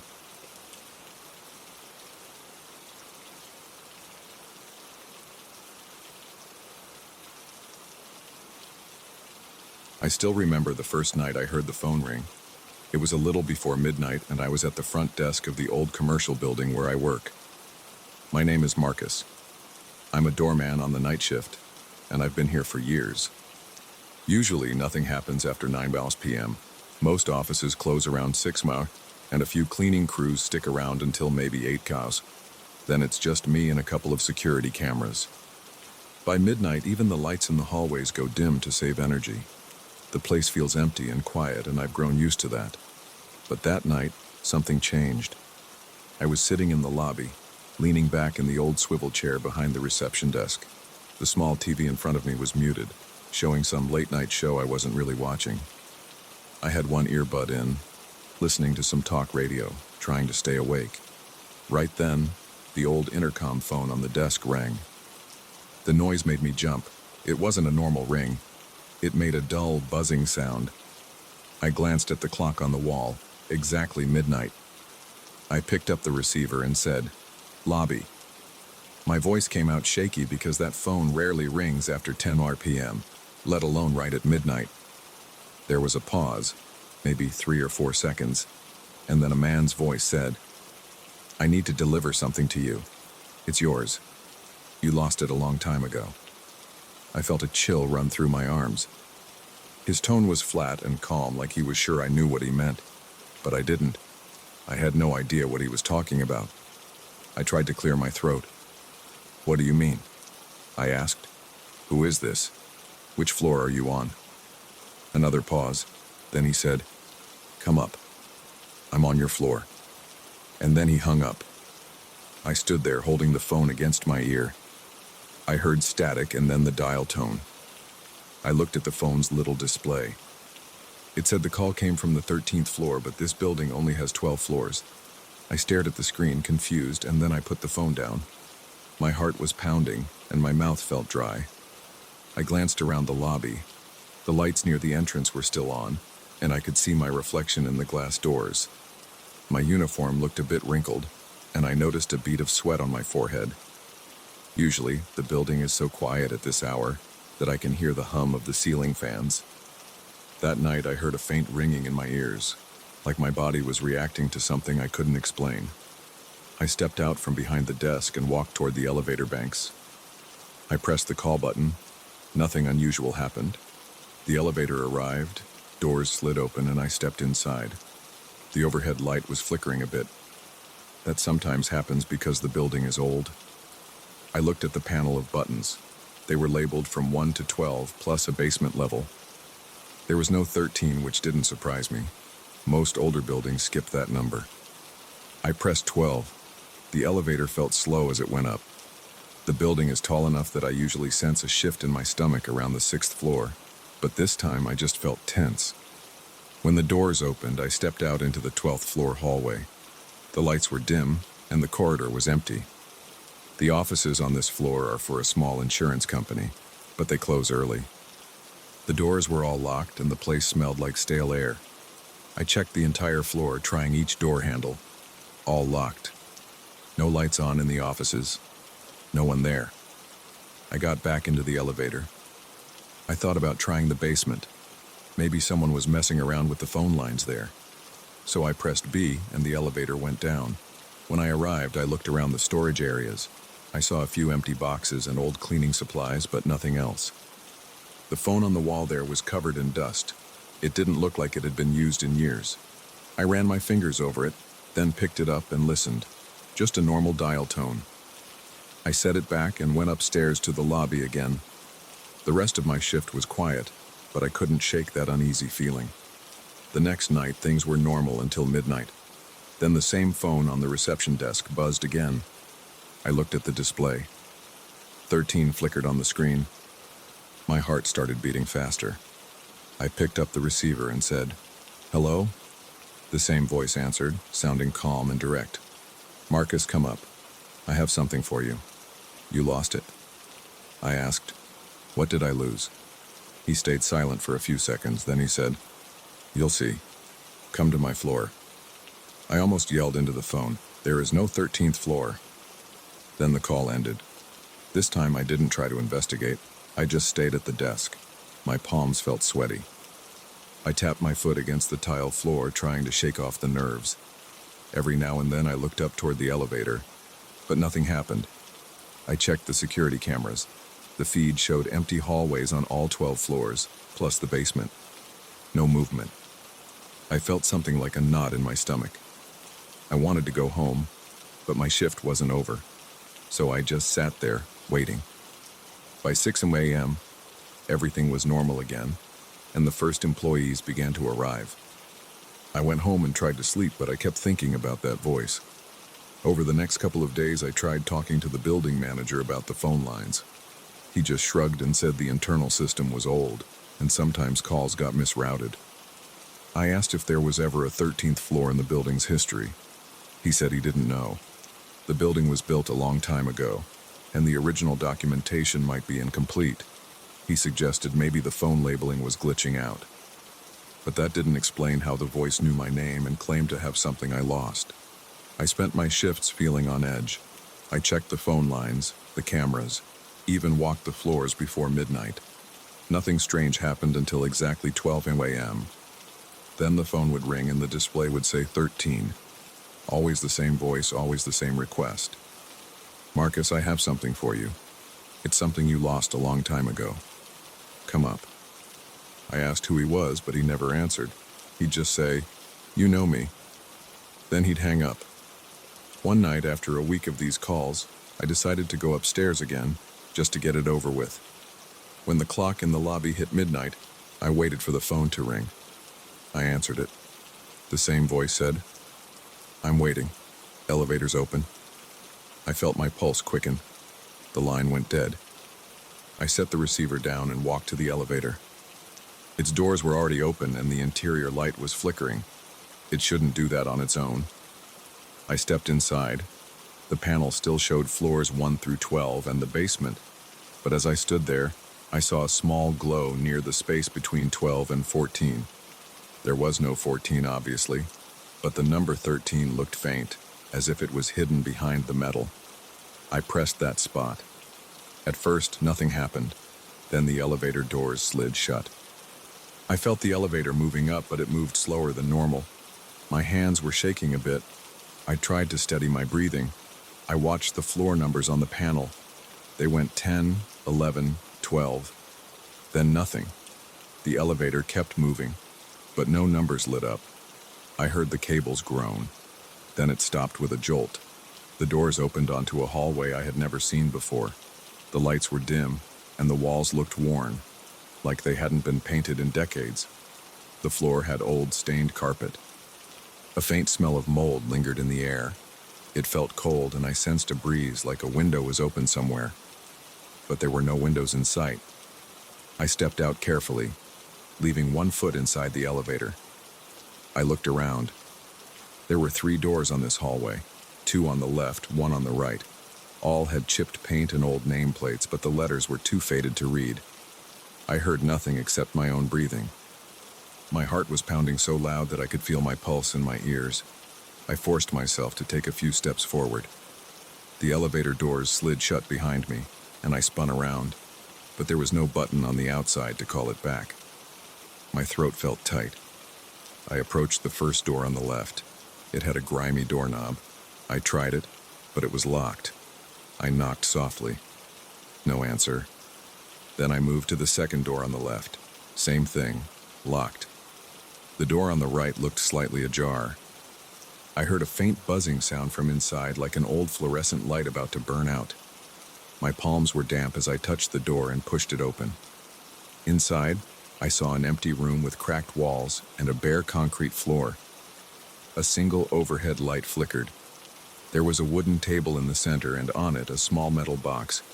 It was maybe 6 inches wide, with a simple latch on the front. I hesitated. I didn't see anyone in the room, but I felt like someone was watching me. The hairs on my arms stood up. I approached the table. My breath felt shallow. I reached out, unlatched the box, and opened it. Inside, I saw a ring. It was a plain silver band, a bit tarnished. I recognized it right away. It was the ring my ex-wife gave me when we were still married. I lost it years ago. I looked at it closely, noticing a small scratch on the inside. I remembered the day I dropped it in a parking lot and never found it again. Yet, here it was. I felt my stomach twist. I grabbed the ring and held it in my hand. It felt cold. I looked around, hoping to see someone, but the room was empty. Then I heard a phone ring from behind me. I turned around and saw an old desk phone on the floor in the corner. I hadn't noticed it when I walked in. It was black with a rotary dial covered in dust. It rang again, and I felt a jolt of adrenaline shoot through my chest. I walked over and picked it up. Before I could say anything, I heard the same man's voice. "That's yours. Don't lose it again." I cleared my throat and forced myself to speak. "Who are you?" I asked. My voice shook. He just said, "You know me." And then I heard a click. The line went dead. I put the handset back on the cradle and stood there for a moment, heart hammering in my chest. I decided I needed to leave. I walked back to the door, stepped into the hallway and looked for the elevator. I didn't see it. The wall looked empty. I touched the spot where the elevator doors had been, but all I felt was a cold, hard surface. My hands started shaking again. I took a few steps forward, checking the other doors, but they were still locked. Suddenly, I heard the elevator chime behind me. I spun around and saw that the doors were there again. They slid open, revealing the flickering light inside. I rushed in, pressing the button that said lobby. The doors closed and the elevator jerked downward. This ride felt faster. My stomach lurched and I grabbed the handrail. About 10 seconds later, the doors opened to the familiar lobby. I stumbled out. Everything looked normal. The clock on the wall said 12:05 a.m. It felt like I'd been gone longer, but it was only 5 minutes past midnight. I stood there, breathing heavily, holding the ring in my left hand. My shirt was damp with sweat. I looked around and noticed the lobby was empty. The front doors were locked as usual. Outside, the streetlights cast a dull glow on the sidewalk. I walked back to the reception desk, set the ring on the counter, and stared at it. I felt relief, but also confusion. I kept asking myself how this was possible. I didn't come up with any answers. For the rest of the night, I sat there, waiting to see if anything else would happen. The phone didn't ring again. By the time my shift ended, I was drained. My legs felt weak. I went home as soon as the morning doorman arrived. I tried to sleep, but I couldn't stop replaying everything in my head. The next night at work, I waited for the call, but midnight passed, and the phone stayed silent. The same thing happened the night after. It never rang again from that 13th floor. I checked the elevator panel. The hidden button was gone. There was no faint glow this time. It looked perfectly normal. I even pressed on the spot between 12 and the basement button, but nothing happened. Everything looked the way it always did. I keep the ring in my pocket now. I hold it sometimes just to remind myself it's real. The building manager has no explanation. He says the phone system might have had a technical anomaly, but nobody else got calls from that extension. Nobody else saw that floor, and I know I didn't imagine it. It felt too real. I remember the smell of the hallway, the flickering light, the cold metal box, and the tension in my chest. I remember the sound of that man's voice telling me not to lose the ring again. I still work here. I still do the night shift. Every time the phone rings after midnight, I feel my chest tighten, but it's always a tenant who stayed late or someone trying to reach security. No more calls from a non-existent floor. No more strange voices. But sometimes around midnight, I catch myself staring at the elevator. I watch the lights on the panel and wonder if it might move on its own. Part of me wants it to happen again, to get some kind of answer. Another part of me never wants to see that place again. I don't like feeling that rush of cold fear in my spine. I can't explain how that man got my ring or what that floor was. All I know is that I went there, I saw it, and I held something I lost years ago. The memory of that night feels sharp in my mind. There's no comforting explanation, but I do my job the same way I always have. I check the lobby, I answer calls, I make my rounds, and at midnight, I wait. Sometimes the phone stays quiet, and sometimes a regular call comes through from a real floor.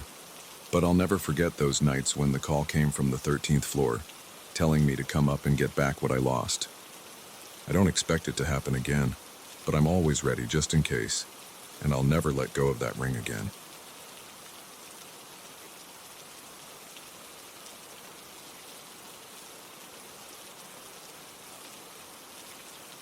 I feel the weight of the old key in my hand as I stand at the front gate. It's late afternoon and there's a silence around this property that makes the back of my neck tense. I inherited this place from a relative I never met. I only got a short letter in the mail telling me I was the last living person in our line who could take possession. I didn't feel excited at first. It felt more like an inconvenience. But then I arrived and saw the house up close. Its chipped paint and bowed porch boards told me it was old, but it didn't look like it was about to collapse. It had a strong frame, tall windows, and a large front door with a tarnished handle. Something about it felt important, like it was waiting for me. I stepped onto the porch, unlocked the door, and walked inside. The smell of dust and stale air hit me first. I coughed a few times and looked around. The front room had a worn-out couch, a small wooden table, and some scattered chairs. I set my bag on the table and walked through the house, flipping on light switches. Most of them worked, but the dim bulbs did little to brighten the space. Wood floors creaked under my feet. Every time I opened a door, I expected something to jump out at me. Nothing did, but I couldn't shake the uneasy feeling in my stomach. I moved from room to room, checking the condition of each one. The kitchen had an ancient refrigerator and a stove from maybe the 1950s.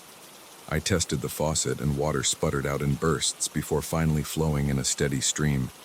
It didn't smell bad, so I figured the well system still worked somehow. I opened a small closet near the back door and found a few old coats on wooden hangers. One coat had a broken zipper, and the other had a large tear at the shoulder. I felt like these items had been waiting in the dark for years. I found the bedroom on the first floor. It had a large bed, a dresser with a cracked mirror, and a dusty rug. I tapped my foot on the rug and saw the dust rise in a cloud. As I lifted the rug to shake it out, I noticed a heavy trapdoor in the floor. It looked sturdy, with large iron hinges and a thick handle. My heart thumped a little harder. I pulled on the handle, but it wouldn't budge. I tried again, using both hands and putting my weight into it. Nothing. I crouched down and saw a heavy padlock attached to a loop on the side of the trapdoor.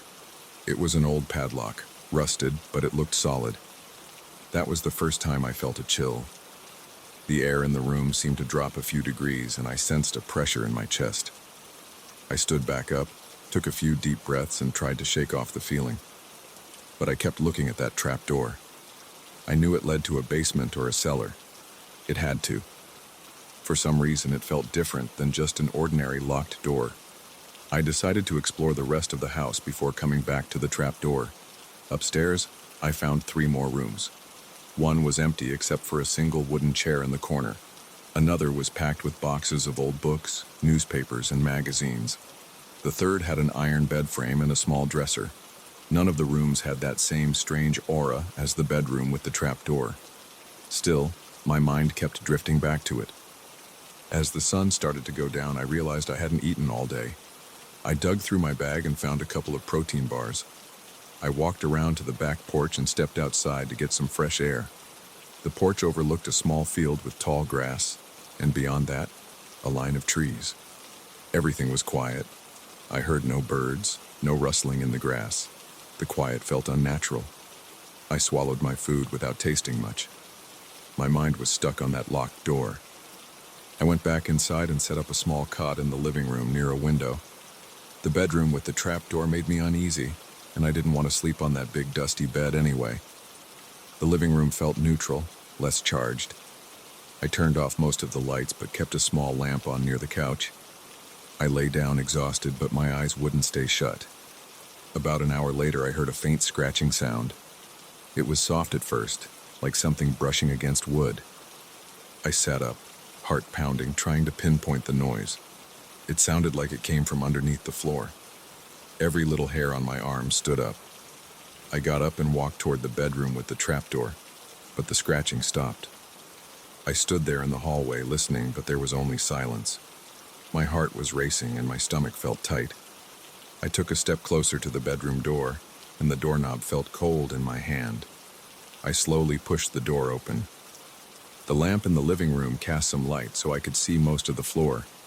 The trapdoor looked exactly the same, locked and silent. I waited, holding my breath, but there was no more scratching. I stayed there for a minute or two, trying to decide whether to force the lock. Eventually, I decided to leave it for the morning. I wasn't ready to deal with it in the dark. Returning to the couch, I tried to sleep again. This time I left my shoes on in case I needed to jump up fast. My mind kept picturing the trapdoor. I felt a twist in my stomach whenever I imagined opening it. Eventually, I drifted into a restless sleep. I woke up multiple times from vague nightmares I couldn't remember. Each time the house was silent, but it felt like it was breathing around me. When morning light came through the window, my eyes were gritty and my head ached. I stretched, rubbed my face, and decided to find something to eat in town. I grabbed my keys, locked up, and drove down the dirt road until I found a small diner. The bacon and eggs tasted greasy, but the coffee helped clear my head. I picked up a few groceries and some tools from the hardware store. I got a heavy-duty bolt cutter, figuring I might need it for that lock. My chest felt tight just thinking about it, but I had to open that door. The curiosity was too strong. Back at the house, I walked straight to the bedroom. My footsteps echoed in the hallway. I knelt down by the trap door and inspected the padlock more closely. It was thick and rusted, but I could still make out some brand name that I didn't recognize. I took a deep breath and positioned the bolt cutter around the lock. My arms shook a bit as I applied pressure. The lock didn't break on the first try. I repositioned, gritted my teeth, and squeezed harder. The lock snapped with a sharp crack, and I almost lost my balance. As soon as the lock broke, I felt a sudden rush of cold air like someone had opened a window. But the windows were all closed. My chest got that same pressure again, and I exhaled hard to calm myself. I set the broken padlock aside and lifted the trap door. It was heavier than I expected. The hinges squeaked, and dust fell into the dark opening below. A musty smell drifted up, not quite like mold, more like old earth and stale air. I shone a flashlight down. A wooden staircase led into darkness. The steps looked worn but not rotten. I took one careful step down, then another, keeping the flashlight aimed ahead of me. The walls were damp to the touch, and the air was thick. My heart was thudding so hard I could feel it in my ears. When I reached the bottom, I found a small room, maybe 10 by 10 feet with a low ceiling. The walls were rough stone. There was a single table against one wall and some shelves with jars. The jars were covered in dust and I couldn't see what was inside without wiping them off. I inched closer and wiped a jar with my sleeve. It looked like dried herbs or leaves. Another jar had a liquid that had turned dark over time. A shiver ran through my spine and the hair on my arm stood up again. Near the table I saw a wooden box. It had iron corners and a latch. The lid was carved with some kind of symbol, like 3 circles overlapping. It wasn't a symbol I recognized. My hands felt sweaty as I touched the latch. It wasn't locked. I lifted the lid and looked inside. There were some old letters and a small metal object wrapped in cloth. I unwrapped it and found what looked like a small bell with strange markings. I felt a chill holding it like it was unnaturally cold. Then I heard a loud thump from above like a door slamming. I froze, eyes fixed on the staircase. My heart was pounding in my throat. I half expected someone to come rushing down, but there was only silence. I took the letters and the metal bell, placed them in my jacket pocket, and headed back up. I could feel my legs trembling on the steps. When I got up to the bedroom, I stood still for a moment listening. The house was quiet again, but it felt heavier. I propped the trapdoor open with a chair so it wouldn't slam shut. Then I walked into the living room. The front door was closed, but the wind outside had kicked up a bit. I told myself that must have caused the noise. I wasn't sure I believed it. My chest felt tight again, and my palms were damp. I sat on the couch, took out the letters, and flipped through them. They were written in an old-fashioned style, and I could barely read some of the handwriting. I caught a few phrases. Keep it sealed. The door must remain locked, and do not let anyone open it. I felt my stomach twist. Whoever wrote these letters seemed convinced there was something dangerous below. My throat felt dry, and my eyes started to ache from straining at the messy text. The letters didn't mention what was in the basement. Just warnings. Lots of warnings. I took out the small bell again. I held it in my hand and turned it over. There were tiny etchings on the sides, shapes that reminded me of some old script I'd seen in antique stores. I gave it a gentle shake. It made a muted, dull sound, not like a normal bell. It almost sounded like metal on metal, but softer. It gave me goosebumps. I felt sure it was connected to the locked basement in some way. Over the next few hours, I tried to focus on cleaning up the house. I swept floors, opened some windows to let in fresh air, and wiped off surfaces. But my mind kept returning to the basement and the items I found. Each time I thought about them, my stomach got that uneasy twist. I kept hearing faint noises like scratching or tapping under the floor. but every time I paused and listened carefully, it would stop. That night, I decided to sleep in the same spot on the couch. I closed the trap door again and dragged the couch so I could see the bedroom door from where I lay. I wasn't sure what I expected to happen, but I wanted to be ready. I stayed awake a long time, my heart racing every time I heard a noise, even if it was just the wind. Eventually, I drifted off. Sometime later, I shot awake. A loud thud echoed from the bedroom. My pulse skyrocketed and I jumped to my feet. The living room lamp was still on. The clock on the wall showed it was a little after 2 in the morning. My mouth felt dry as I crept down the hall, flashlight in hand, to the bedroom door. I paused, listening. I heard scraping, like something hard dragging across the wooden floor. I turned the knob and pushed the door open. The trap door was open. I was sure I had closed it before lying down. Now it was raised just enough for me to see the black gap underneath. My chest felt like someone was pressing on it with both hands.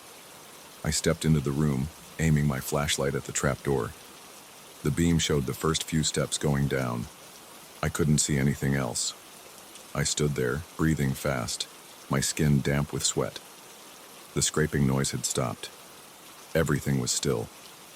Then the trapdoor slammed shut on its own, causing me to jump back and almost drop my flashlight. The force of it made dust float up from the floor. I backed out of the room, breathing hard, and shut the bedroom door. My mind was racing. I felt like I was going to pass out. I pulled myself together enough to move a chair to block the bedroom door. Then I paced around the living room, trying to make sense of this. My arms were shaking, and my shirt was soaked with sweat. I wanted to leave the house, but something kept me there. I couldn't just drive away and pretend this wasn't happening. For the rest of the night, I sat on the couch, shining my flashlight at the hallway. I didn't hear any more noises. The air felt thick and cold, but I forced myself to breathe slowly. By the time dawn came, my head was pounding, and I was dehydrated. I kept thinking about the letters and the warnings. It was clear that whatever was locked down there had been sealed away for a reason. When the sun finally rose, I got up, moved the chair away from the bedroom door, and peeked inside. The trap door was closed. I entered carefully, half expecting something to jump out. The door on the floor was still shut tight. I didn't try to open it again. Instead, I grabbed my bag, stuffed the letters and the bell inside, and walked out of that bedroom. My heart was racing, and I just wanted to get away from that padlock and the cold air that seemed to linger around it. I made my way to the front door and stepped outside. The early morning light felt like a relief. I inhaled the cool air, tasting the hint of dew on the wind. I locked the front door behind me out of habit, but I knew that wouldn't stop anything. I stood on the porch, my hands in my pockets, feeling the weight of the strange bell pressing against my thigh. I didn't know if I should call someone or just leave for good. My chest still hurt and my stomach churned. I couldn't ignore the tension I felt in my body. Even out here, away from the trapdoor, I felt like something was watching me from behind the walls. I looked back at the house, noticing how the windows almost looked like dark eyes. The place was mine now, whether I wanted it or not. But I knew I couldn't stay in that house alone again. Not after what I'd seen and heard. I decided to step down off the porch and walk around the property for a bit to clear my head. I ended up pacing around the field behind the house, focusing on the crunch of gravel under my boots and the rustle of the tall grass against my jeans. Every time I glanced back at the house, I felt a tightness in my chest. My mind was stuck on the basement. I kept recalling the scraping noises, the cold rush of air, and that door slamming shut. I wanted to forget it, but I knew I couldn't. Something was in there and it wanted out. I finally headed to my truck, climbed in, and sat behind the wheel for a long time. My hands were shaking, and I gripped the steering wheel until my knuckles turned white. I wanted to believe that maybe I had imagined it all. Maybe I was just too tired, too stressed. But the broken padlock, the letters in my bag, and the memory of that door slamming wouldn't let me kid myself. I told myself I'd come back later with help. Or maybe I'd call someone who knows about old houses and weird old basements. But for now, I needed to get away. I started the engine and drove off, watching the house grow smaller in my rearview mirror. My heart pounded every time I thought about what might still be under that floor. The tightness in my chest stayed with me, and I couldn't shake the feeling that this was only the beginning. I was leaving for now, but I knew deep down that I would have to deal with whatever was locked in that basement. I just hoped I could handle it when the time came.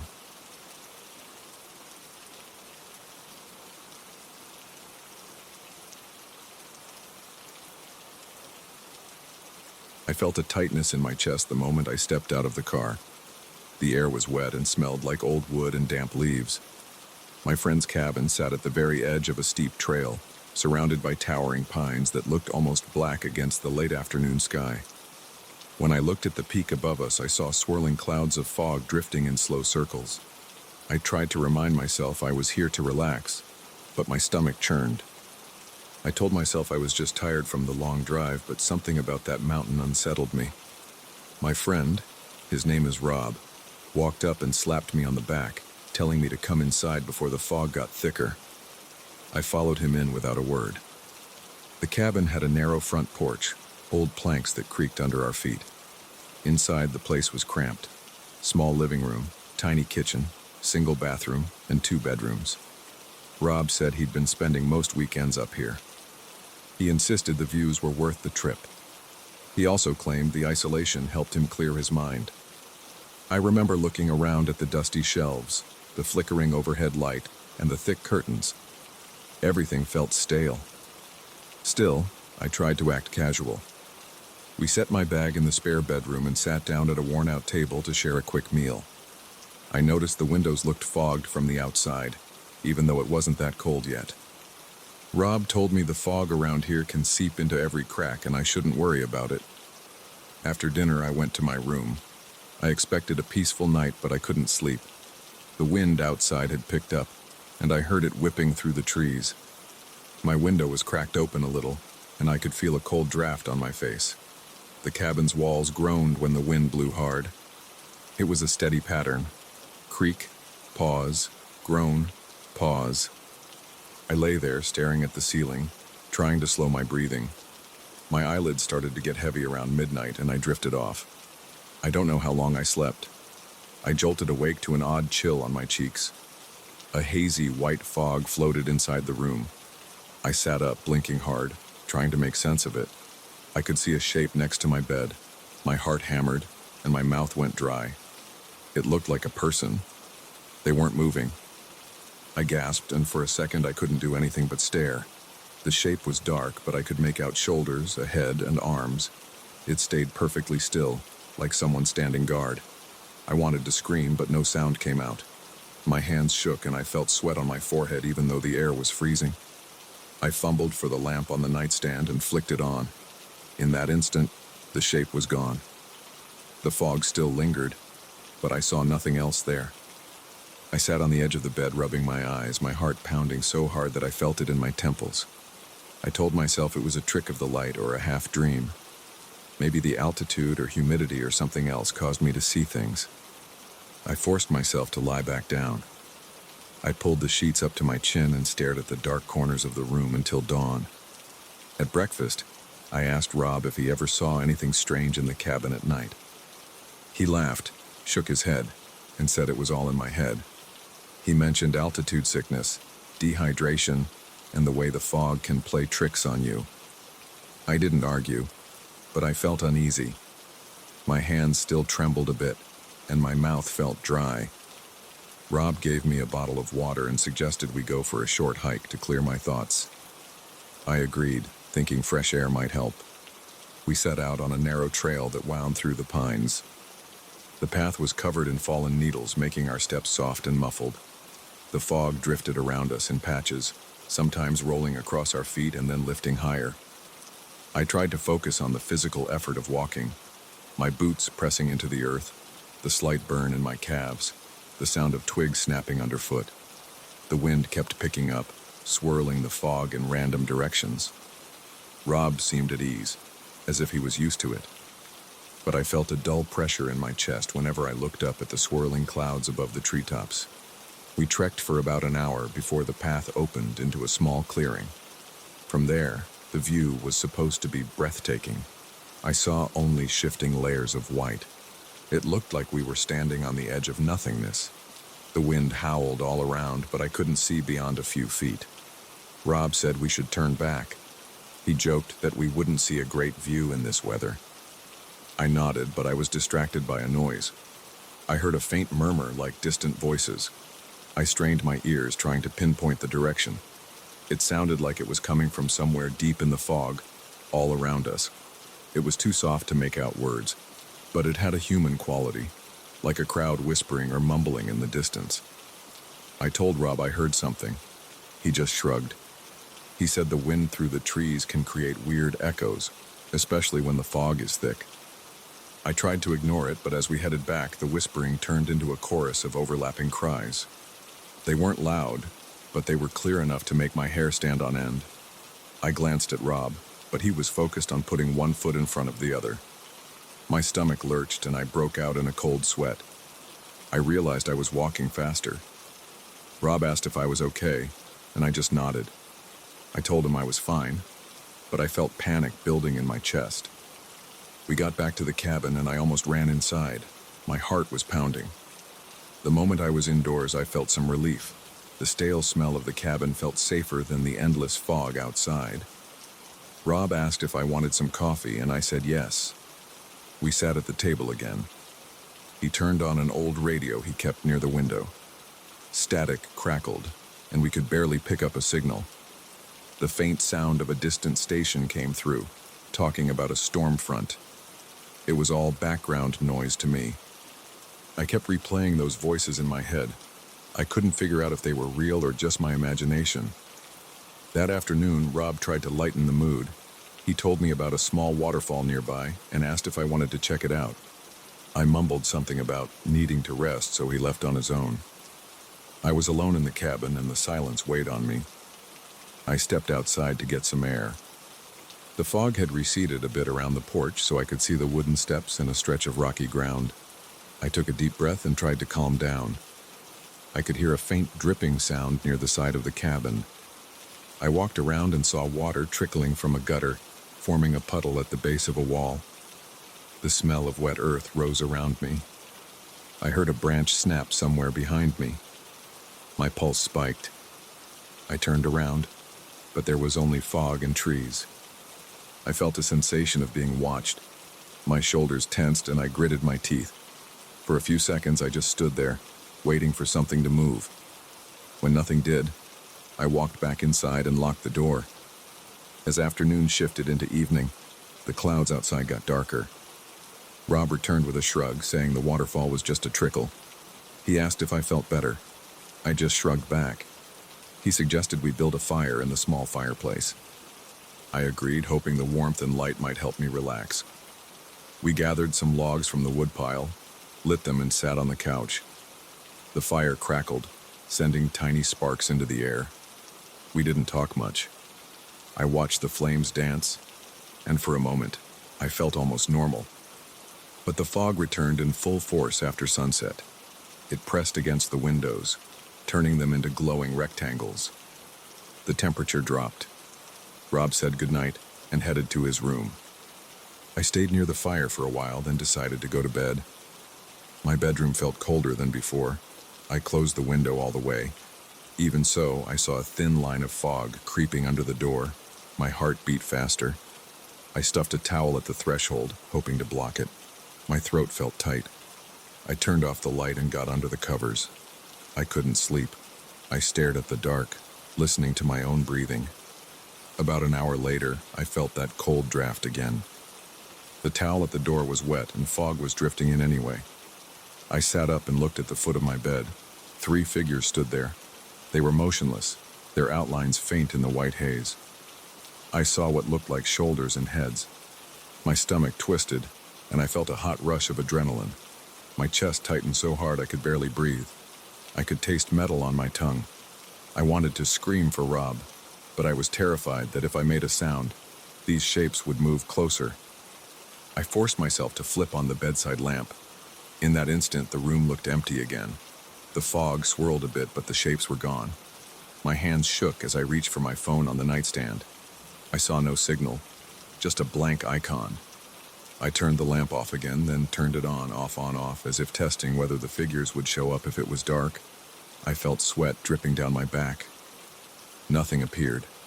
Eventually, I laid back, but my heart wouldn't slow down. In the morning, I confronted Rob. I told him I saw people in my room. He gave me the same explanation as before, that it was just an illusion, just my mind playing tricks in the fog. He seemed annoyed, like I was insulting his mountain retreat. I wanted to leave that day, but part of me felt compelled to stay. I wanted to prove to myself that I wasn't losing it. Rob went out for supplies. I stood on the porch looking at the peaks above, half obscured by gray clouds. I decided to take a walk on my own. I grabbed a flashlight and a water bottle, then headed down a trail I hadn't tried before. The path was narrower, with rocks and uneven steps. The fog wrapped around me pretty quickly, and soon I could only see a few yards in front. Everything was quiet except for my own footsteps. Then the voices started again, soft at first, then louder. They swelled in waves, as if I was surrounded by hundreds of unseen people. My heart pounded, and I felt dizzy. My legs tensed, and I crouched, shining the flashlight in all directions. The light only revealed shifting fog. I called out, "Hello?" My voice sounded small and shaky. The echoes of my shout came back, twisted and distorted. I heard what sounded like whispered responses, but I couldn't pick out any words. Panic rose in me, and I turned around to go back. Each step felt heavier. My feet slipped on damp leaves. The wind kicked up, and the voices seemed to rise with it. My hands trembled, and I kept the flashlight pointed at the ground to avoid tripping. Eventually, I found my way back to the cabin. I slammed the door behind me and locked it. I paced around the living room, breathing hard. My clothes were damp from the fog, and I felt a chill in my bones. Rob came back an hour later carrying groceries.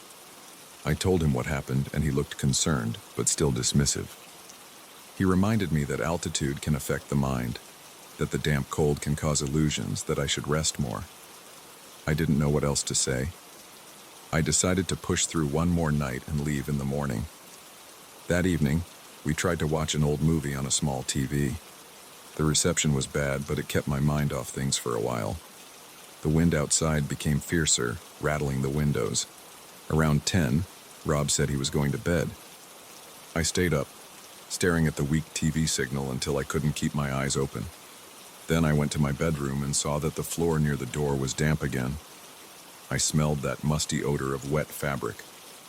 I checked the window, made sure it was locked. I stuffed a fresh towel at the door. I changed into dry clothes and got under the covers, leaving the lamp on this time. I tried to calm my breathing. My eyes burned from lack of sleep.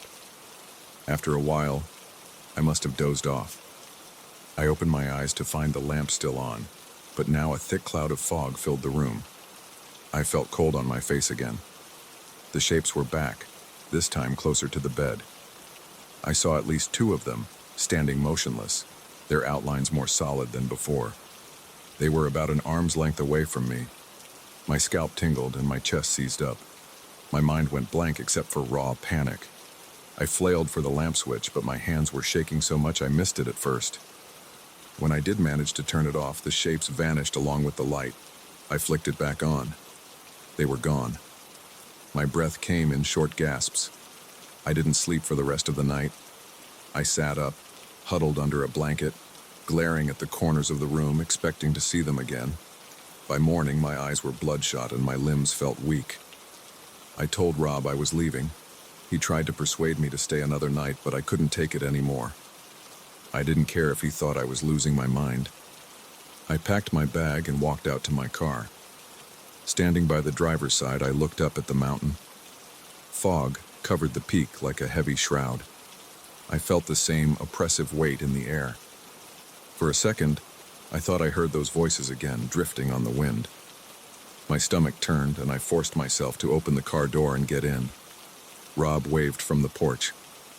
I started the engine, and I took one last glance at the cabin before pulling away. As I drove down the rough mountain road, I realized my heartbeat was slowing, and the tension in my shoulders eased. The fog thinned with every mile I put between myself and that summit. When I finally hit the main highway, the sun was shining through scattered clouds. I felt like I could breathe again. I don't know what I experienced up there. Rob would say it was nothing but hallucinations and altitude sickness, but I'm not so sure. All I know is that the mountain didn't feel empty. It felt alive, and I sensed it watching me every second I stayed. I have no plans to return. Even now, the memory of those silent figures sends a chill across my neck. I'd rather keep my distance from that place. For good.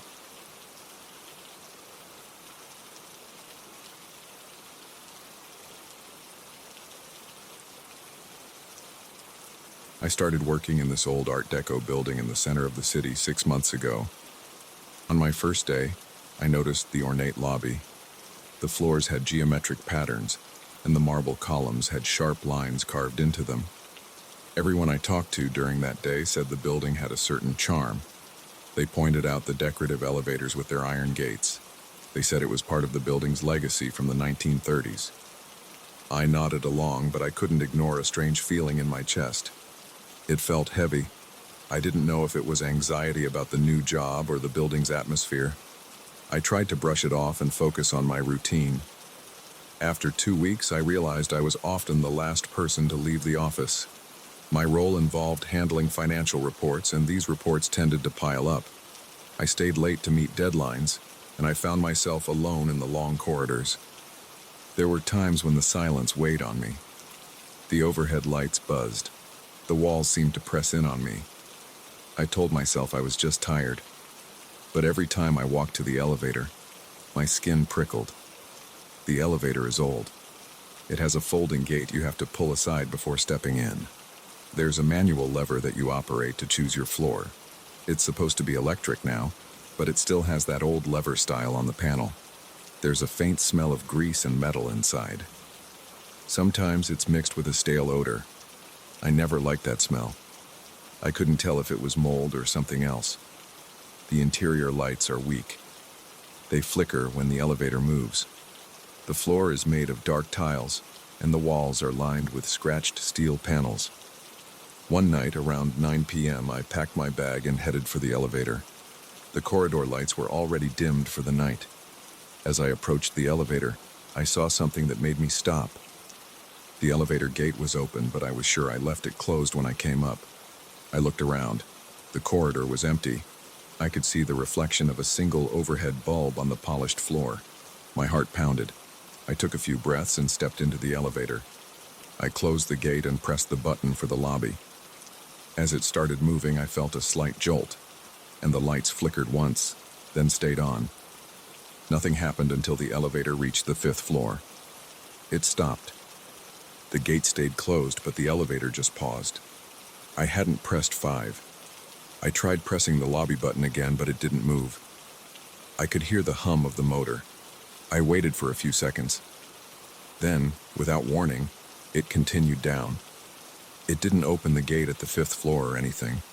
It just went straight to the lobby after that brief delay. I walked out, trying to seem calm, but my hands were clammy. My breath felt tight. The lobby security guard was busy at his desk, so I just waved goodbye and left. I told myself it was a glitch. The next day I stayed late again. This time it was 10 p.m. when I finished. I grabbed my coat, locked my office, and walked down the corridor to the elevator. The place was silent. I could only hear my own footsteps. They echoed in the hallway. When I reached the elevator, I heard a soft clank inside the shaft. It sounded like the elevator was moving. I pressed the call button. The sound stopped. The elevator arrived. The gate slid open. I saw no one inside. I stepped in, pressed the button for the lobby, and waited. The ride was quiet until the 6th floor. Then it stopped on 6. The gate slid open by itself. I looked out into the dark hallway. No lights were on. I peered into the hallway and whispered, "Anyone there?" There was no answer. I pressed the lobby button again. Nothing happened for a moment. My pulse felt like it was hammering in my neck. The gate stayed open and the elevator stayed on the 6th floor. After a few seconds, the gate slid shut on its own, and the elevator continued down. When I got to the lobby, I saw the guard again. He greeted me, but I didn't say much. I just nodded and left. My stomach felt twisted. My throat was dry. I needed fresh air. Outside, the city lights and the cool breeze made me feel a bit better. I told myself I was stressed and that old elevators sometimes acted weird. I decided not to mention it to my boss or coworkers. I didn't want them to think I was losing it. 2 weeks later, I stayed after hours to finish an important report. It was around 8 p.m. I stepped out to get a soda from the vending machine. The machine is at the end of the hallway.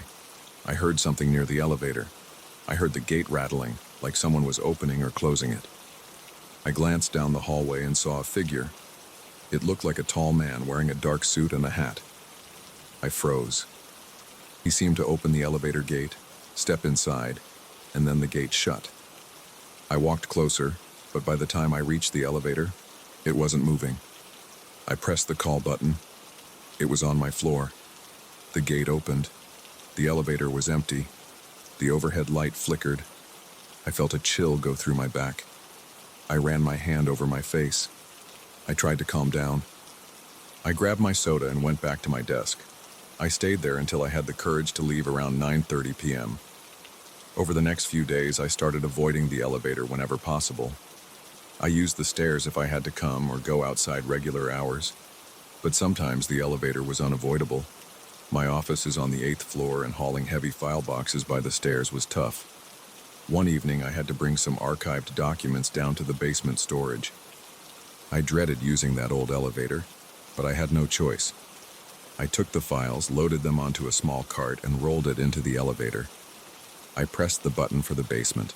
The elevator groaned on the way down. The lights flickered more than usual.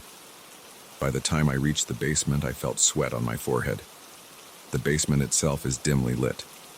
There's a single corridor with a few overhead lights, and the storage room is at the far end. The walls smell of mildew and old paint. I unloaded the boxes into the storage room, locked the door, and headed back toward the elevator. As I approached, I heard something. It sounded like footsteps moving inside the elevator shaft. They echoed, like someone was climbing up or down the metal framework. I stood still and listened. The sound stopped. The overhead light flickered in the corridor. I opened the gate. No one was there. I stepped in, pressed 8, and watched the gate close. The elevator started up. About halfway to the lobby, it shook. I felt my stomach drop. The elevator slowed, then continued. I kept my eyes on the small floor indicator. It passed the ground floor and kept going. At the 4th floor, it stopped again. The gate opened. The hallway lights were off. It was late. I heard a faint whisper. It didn't sound like words. It sounded like soft breathing or someone muttering under their breath. My skin tingled and my heart pounded. I jammed the button for 8. The gate shut and the elevator rose again. When I got out on my floor, I hurried to my office, locked the door, and sat at my desk. My hands were shaking. I tried to focus on paperwork, but my mind kept replaying those whispers. The next day, I asked the building manager if there were any mechanical issues with the elevator. I kept my tone casual. He said everything was normal. He admitted the elevator was old and could be noisy, but he didn't mention anything about phantom stops or random whispers. I didn't push the subject. I just nodded and left. That night, I found myself alone in the office again. The city outside was bright, but inside everything felt lifeless. The air was stuffy. I decided to leave before it got too late. I packed my bag and walked to the elevator. I tried to stay calm. My palms were sweating. My back was tense. I reached the elevator and looked around one last time. The corridor was empty. The overhead lights buzzed. I pulled the gate open and stepped in. I pressed the lobby button. The elevator jerked, then began its descent. The ride was smooth until the 6th floor. Then it stopped without me pressing anything. The gate opened. The hallway was dim. No one stood there. I felt my breath catch. I stepped forward to check the hallway. My foot touched the threshold. Suddenly, the lights in the hallway turned off. I heard the switch click. My heart jumped. I moved back into the elevator and pressed the lobby button repeatedly.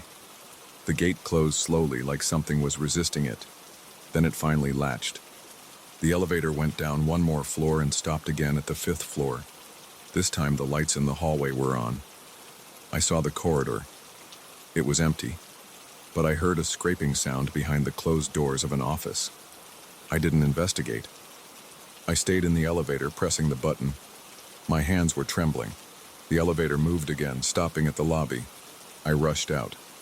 The security guard wasn't at his desk. I didn't bother waiting. I pushed open the main doors and stepped onto the sidewalk. The cool air hit my face, my knees felt weak. I stood there for a moment, breathing hard. I turned around and looked at the lobby. No one was inside. The guard must have been in the back room or in the restroom. I decided I didn't want to talk to anyone about this. I just wanted to go home. For the next few weeks, I had these experiences on and off. Sometimes the elevator operated normally, and I wondered if I had imagined everything. Other times it stopped on random floors. I heard strange noises that didn't make sense. I tried to record audio on my phone once, but all I got was static. That night, the elevator never acted up. It felt like the building was playing games with me. Then one Friday night, I had to send an urgent email to a client. I stayed until 7 p.m. That wasn't too late, so I felt okay. I gathered my things and headed for the elevator. When I got there, I felt a sudden drop in temperature. My arms tingled. I hit the call button. The elevator arrived. As I stepped in, I saw the reflection of someone standing behind me in the steel panel. They wore a hat. I spun around. No one was there. I stood still, heart racing. The gate started to close on its own. I jumped to the control panel and pressed the lobby button, hoping it would just take me down without any interruptions. The elevator passed the 7th floor, the 6th floor, then the 5th floor. I watched the dial. Everything was smooth. I exhaled, thinking maybe it would be a normal ride. Then it jerked to a stop between the 3rd and 2nd floor. The lights flickered and went out. I was in complete darkness. I could only hear my own breathing. I fumbled for my phone. My hands were sweaty, and my chest felt tight. I turned on the phone's flashlight. I shined it around. The elevator was empty. The gate was closed. I pressed the emergency button. The motor whirred and the lights came back on. The elevator resumed its descent. It stopped at the lobby. When the gate opened, I practically ran out. I saw the security guard standing by his desk, sipping coffee. I told him the elevator got stuck for a second. He looked surprised. He apologized for not noticing. He said he'd inform the manager. I nodded and left. I walked straight to my car, got in, and sat there for a while, trying to steady my breathing. My shirt was damp from sweat. My heart was still pounding. Over the weekend, I couldn't stop thinking about that moment in the dark. The reflection of that hat kept replaying in my mind. I considered quitting, but I needed the job. On Monday, I went in early and tried to talk to the building manager again. I asked if anyone had reported odd occurrences. He shook his head. He asked if I was okay. I forced a smile and said I was. Then I went to my office. I felt uneasy all day. That evening, I left exactly at 5 p.m. to avoid being alone. Everything was calm for a while, but deadlines piled up again, and a few days later, I stayed until 8 p.m. As I gathered my coat, I heard footsteps in the hallway. I assumed it was a coworker. I looked out, but no one was there. The sound continued like heavy shoes pacing back and forth. I felt my heart tighten. I decided I couldn't stay in the office. I turned off the lights and locked the door. I followed the corridor to the elevator. I heard a faint whisper near my ear. It sounded like someone breathing in my personal space. I swung around, shining my phone light, but I saw nothing. I walked faster. When I reached the elevator, I heard the gate clank open by itself. I leaned forward and saw the elevator was right there, as if it had been waiting for me. I considered taking the stairs, but my office was on the 8th floor. My legs were tired, and I had a heavy bag with me. I stepped into the elevator and pressed the lobby button. The gate closed with a metallic snap. The ride was silent until the 7th floor. The elevator slowed, but then it picked up speed again. At the 5th floor, it stopped. The gate slid open. I could see the dark hallway. The overhead light in the elevator blinked, and I saw that hat again, just for a second, near the edge of the gate. I gasped and stumbled back. Then the elevator gate slammed shut, and the elevator continued down. When I reached the lobby, I felt a rush of relief. I got out, nodded at the guard, and walked outside. My legs were weak. I stood on the sidewalk, breathing the cool evening air. I told myself that was enough. I made a plan to talk to my boss about working different hours. I couldn't handle these late nights anymore. At least if I left with the crowd, I wouldn't be alone in that elevator. I tried to calm myself.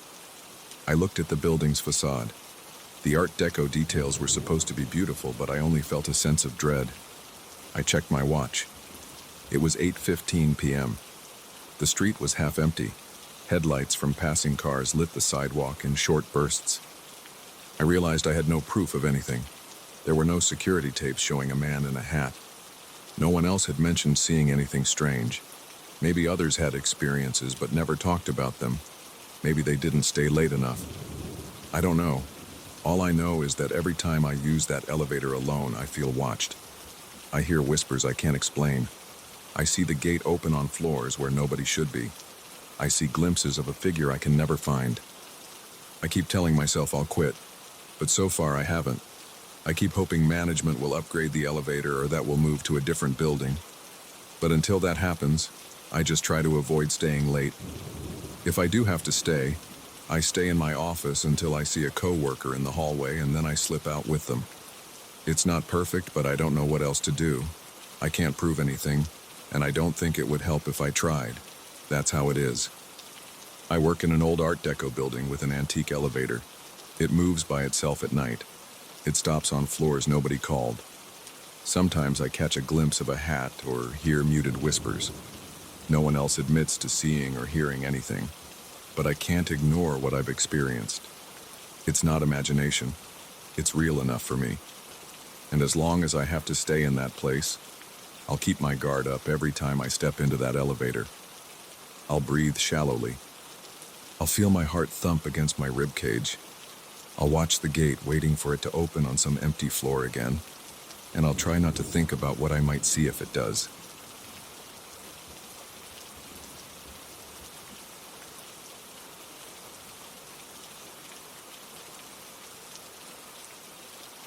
I started my shift at the cemetery with a flashlight in my hand and a strange feeling in my chest. I was already on edge because I'd found a small structure on the far edge of the property that didn't match anything in the old files. My boss told me to leave it alone, but that didn't sit right with me. I'm the caretaker here, and I like to know every corner of this place. The main paths are well lit, and I keep those areas tidy, but there's a section near the back with thick trees and uneven ground. That's where I saw this odd building for the first time. It looked like a stone mausoleum, but the roof was slightly curved, and the door seemed heavier than the others. I never saw anyone near it, and it wasn't marked on any official map. I'm a man who doesn't scare easily. I've worked at this historical cemetery for a while, doing all the usual maintenance jobs. I sweep the walkways, trim the bushes, check the fences for gaps, and make sure nobody is trespassing at night. I also keep an eye on any unusual damage. Most days feel calm, but this place has its quirks. Sometimes old gates creak by themselves. Sometimes I hear rustling in the bushes. I'm used to that. The wind and local wildlife make plenty of noise, and it rarely bothers me. But this structure changed my routine. The first time I walked past it, I heard a faint sound that made my spine tense. I thought it was a radio at first, maybe from a nearby house. But the noise seemed too crisp, like piano keys. I stood there with my flashlight off, holding my breath. The sound faded. I waited a few seconds, then turned the beam of light on the door. It was locked. The door looked old, covered in thick rust. I tried to see inside through a small gap near the top, but I couldn't make out much. The interior looked dark. I thought maybe I imagined the music, so I shrugged it off and went on with my rounds. The next day, I tried to find a record of this building in the cemetery's archives. This place is historical, so we have old folders, handwritten notes, and a handful of typed documents from decades ago. I flipped through them on my lunch break in the little office by the front gate.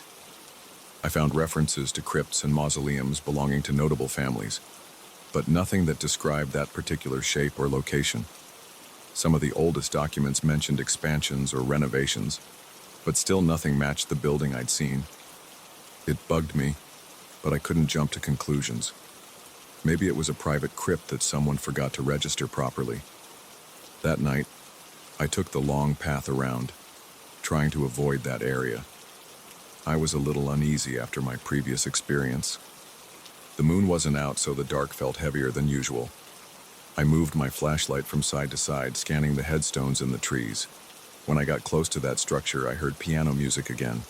This time, it was louder and clearer. I could recognize a slow melody, each note distinct. My heartbeat picked up and my palms started sweating. My mouth got dry. I tried to stay calm, but my hands shook a bit as I held the flashlight. I stood there and listened. The music didn't skip or warble. It sounded smooth, like someone practiced that piece for years. I had no reason to believe anyone was inside, but I couldn't ignore that sound. I walked up to the door. I pressed my ear against the stone. I heard the piano better there, like I was standing next to a real piano bench. I tried to turn the handle. It didn't budge. The lock felt solid. I tapped on the door. The music stopped. I yelled, "Hello? Is anyone in there?" No answer. I stepped back and felt a chill spread across my neck and shoulders. I looked around to see if maybe the sound came from somewhere else. The night was silent, except for a slight breeze. I got my phone out to check for a signal, though I had no idea what I planned to do with that. I guess I thought about calling a coworker, but the phone had no bars back there. I felt nervous, like I was doing something I shouldn't. I decided to walk away and finish my patrol. The next morning, I returned during daylight. The structure looked plain under the sun. The walls were gray, the roof was covered in old chipped tiles, and there was a stone engraving near the top. It was too eroded to read. I tried the door again, still locked. I circled the building. On the other side, I noticed a small window, covered with iron bars.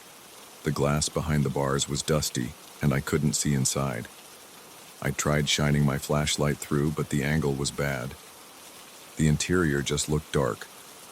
I considered prying the bars loose, but I decided against it. I didn't have the right tools, and I didn't want to damage property without approval. That afternoon, I searched the archives once more. I went through old boxes in the storage room. I opened brittle folders that smelled like old paper. I found records of tombs from about 100 years ago. Handwritten notes described the owners, the plots, the cost for maintenance, but nothing about that crypt. Just as I was about to give up, a smaller notebook fell out of a stack. It had no label on the cover. Inside, someone had made partial sketches of the cemetery layout. The drawings were rough. The caretaker at the time might have jotted them down to plan repairs. On the last page, I saw a shape that looked like the structure I kept seeing. Next to it was a scribbled note. Strange addition, not on official list. That was it. No date, no explanation. I felt my heart skip a beat. I had proof that someone noticed it before. When I went on my evening rounds, I heard the piano music for the third time. It was the same slow melody, almost hypnotic. I decided to do more than just knock. I shined my flashlight around the edges of the door, looking for gaps or hidden latches. The music kept playing. My breathing got faster. My chest felt tight. The notes sounded too perfect. My mind kept saying this shouldn't be possible. The building looked abandoned. It had no electricity or windows big enough for a piano to fit inside. I tried pushing on the door with my shoulder. It felt solid as a rock. I didn't want to break anything, but I felt this urge to get inside. I slammed my fist against the door a few times. The music stopped. My ears rang with the sudden silence. Then I heard a shuffle from within, like someone shifting on a wooden bench. I froze. I whispered, "Who's there?" Nothing. After a few seconds, the music started up again, repeating the same melody. My hands felt sweaty, and I wiped them on my pants. I backed away. Every hair on my arm stood up. I walked off, feeling unsettled. Later that night, I dreamed about the crypt. I saw myself inside, holding a flashlight over a piano. A stack of papers sat on top of the piano. My name, Jacob, was scribbled in the margins. I woke up with a jerk, sweat on my forehead. I told myself it was just a dream, but it stayed with me all morning. On my next shift, I couldn't stop thinking about the place. I decided to bring a crowbar.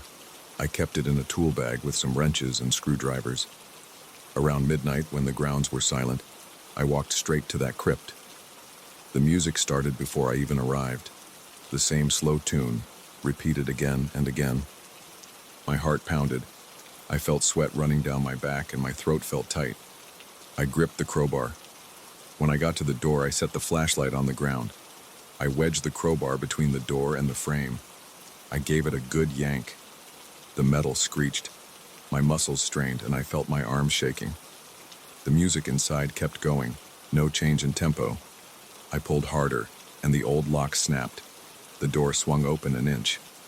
I heard a pop, then silence. The piano stopped. I held my breath, pushed the door open further, and pointed my flashlight inside. The air felt dense, like I'd walked into a place that hadn't been opened in decades. Dust hung in the beam of light. My nose itched. The walls were stone. In the center of the small room, I saw an upright piano covered in a sheet. The sheet looked stained with time, and the corners were frayed. I stepped inside, shining the light around. There was no one there. It was just me and that piano. In the corner, I saw a small wooden table piled with old papers. My hands shook a little as I stepped toward the table. My mouth felt dry. I kept expecting someone to jump out from behind the piano, but no one did. I picked up the top sheet. The handwriting looked old and faded. Musical notes spread across the page. On the side, I saw my first name written in clear letters. Jacob. The date at the top read 1920. That was about 100 years ago. My heart thudded in my chest. I skimmed the text. There were references to a caretaker. Next to it was my last name, spelled correctly. It described small details: my hair color, my height, my job duties. It even mentioned the brand of flashlight I used. I felt my stomach flip. I checked the other papers. They were more or less the same. Some were rough sketches of the cemetery, with notes about my route. Some included details about the jeans and boots I wore. I swallowed hard. My breath came in quick bursts. My skin felt clammy. I stood there trying to process everything. The smell of old paper and stone filled my nose. I heard a dripping sound in the corner, maybe from groundwater. The piano stood silently. I lifted the sheet, and the piano's wood looked pristine. I pressed one key gently. The note rang out, matching the tone I'd heard from outside. I felt a flash of anxiety. I looked around for any sign of a hidden speaker or something that might explain the music. There was nothing. I noticed a smaller notebook under the stack of papers. I slid it out. The cover was cracked leather. Inside, I saw more handwriting in the same style as the sheet music. Some pages had short entries, describing nights when the caretaker walked by. They mentioned specific times, like, caretaker walked past at 11:13 p.m., carrying a flashlight in his left hand. They noted my exact route across the grounds. The final entry read, "He will open the door soon. He will see these pages. He will wonder how this is possible. He must keep this place safe." I didn't understand. My breathing got heavier. My heart pounded so hard that I felt it in my throat. My legs felt shaky. I stood there, shining my light across the small room. The stone walls were bare. There were no chairs, no benches, no personal items besides the piano and the stack of papers. I wondered if I'd stepped into some trick. Maybe the old caretaker left these notes as a prank. But the details about my flashlight and my clothes were too accurate and recent. I thought about grabbing all the papers and showing them to my boss, but I felt a strange urge to leave them there. I forced myself to calm down and took a few photos with my phone. The flash lit up the space for a moment, and I saw faint carvings on the walls. They looked like random marks or attempts at musical bars. It was hard to tell. I wiped sweat off my forehead. My body felt tense, like I was ready to run out the door any second. I decided to check the piano a bit more. I lifted the lid where the strings were. Everything appeared in working order. No dust on the hammers. It looked like it had been maintained. That made no sense. No one should be in here. There's no caretaker for a crypt that doesn't exist in the official records. I pressed a few keys. The sound was pure and clear. My skin prickled. I stepped back, breathing hard through my mouth. After a few moments, I forced myself to exit. I couldn't stay in there any longer. I felt like I was being watched, even though I was alone. I stepped outside. The night air hit me in the face, and I exhaled loudly. My hands shook. I locked the door from the outside by jamming the broken lock as best I could. Then I hurried back to the main path. My mind spun with questions. I couldn't explain what I'd seen or how my name appeared on documents from a century ago. I didn't understand the music. The memory of that slow melody stuck in my head, and I couldn't shake it. Back at the little office, I sat down and tried to write a report about what happened. I left out the part about the mysterious notes with my name. I just mentioned that I found an unlisted crypt with old furniture inside. I said the door was locked, but the lock was broken, so I sealed it with a temporary latch. I stared at the blank space in the incident form where I should have explained the details. My stomach churned. I felt a headache coming on. I saved the file without sending it. I didn't know who would believe me anyway. I still work here. I pass by that structure every night. Sometimes I hear the piano music, sometimes I don't. I haven't gone back inside since that evening. I think about it a lot, though. The images of my name on those old papers won't leave my mind. I keep telling myself there must be some logical reason. Yet every time I pass that stone building, I feel my pulse rise, and the memory of that melody drifts through my thoughts. I wonder if the piano is still covered. I wonder if the pages are still spread across the little table. I wonder if someone or something wrote more notes. I never mentioned any of this to my boss or coworkers. They don't ask questions, and I don't volunteer information. I keep my flashlight aimed straight ahead when I patrol that area. When I catch myself looking at that worn door, I think about the times I heard the music. I remember how it stopped whenever I knocked. That tension sits in my chest every time I see the building in my peripheral vision. I don't have answers. I haven't found a neat explanation. I only know I can't erase those images from my head. The old date on the sheet music, the handwriting that described me and my life, the perfect tone of that piano, and the quiet hush the moment I forced my way inside. I can't forget how wrong it felt to stand there in the dusty space with no one at the keys, hearing only the echo of my own breathing. That's my story. That's what keeps me on edge whenever I walk through the back of the cemetery at night. I just do my job and try not to linger. But sometimes I swear I can still hear the faint outline of that melody drifting on the air, right behind the heavy door that shouldn't exist.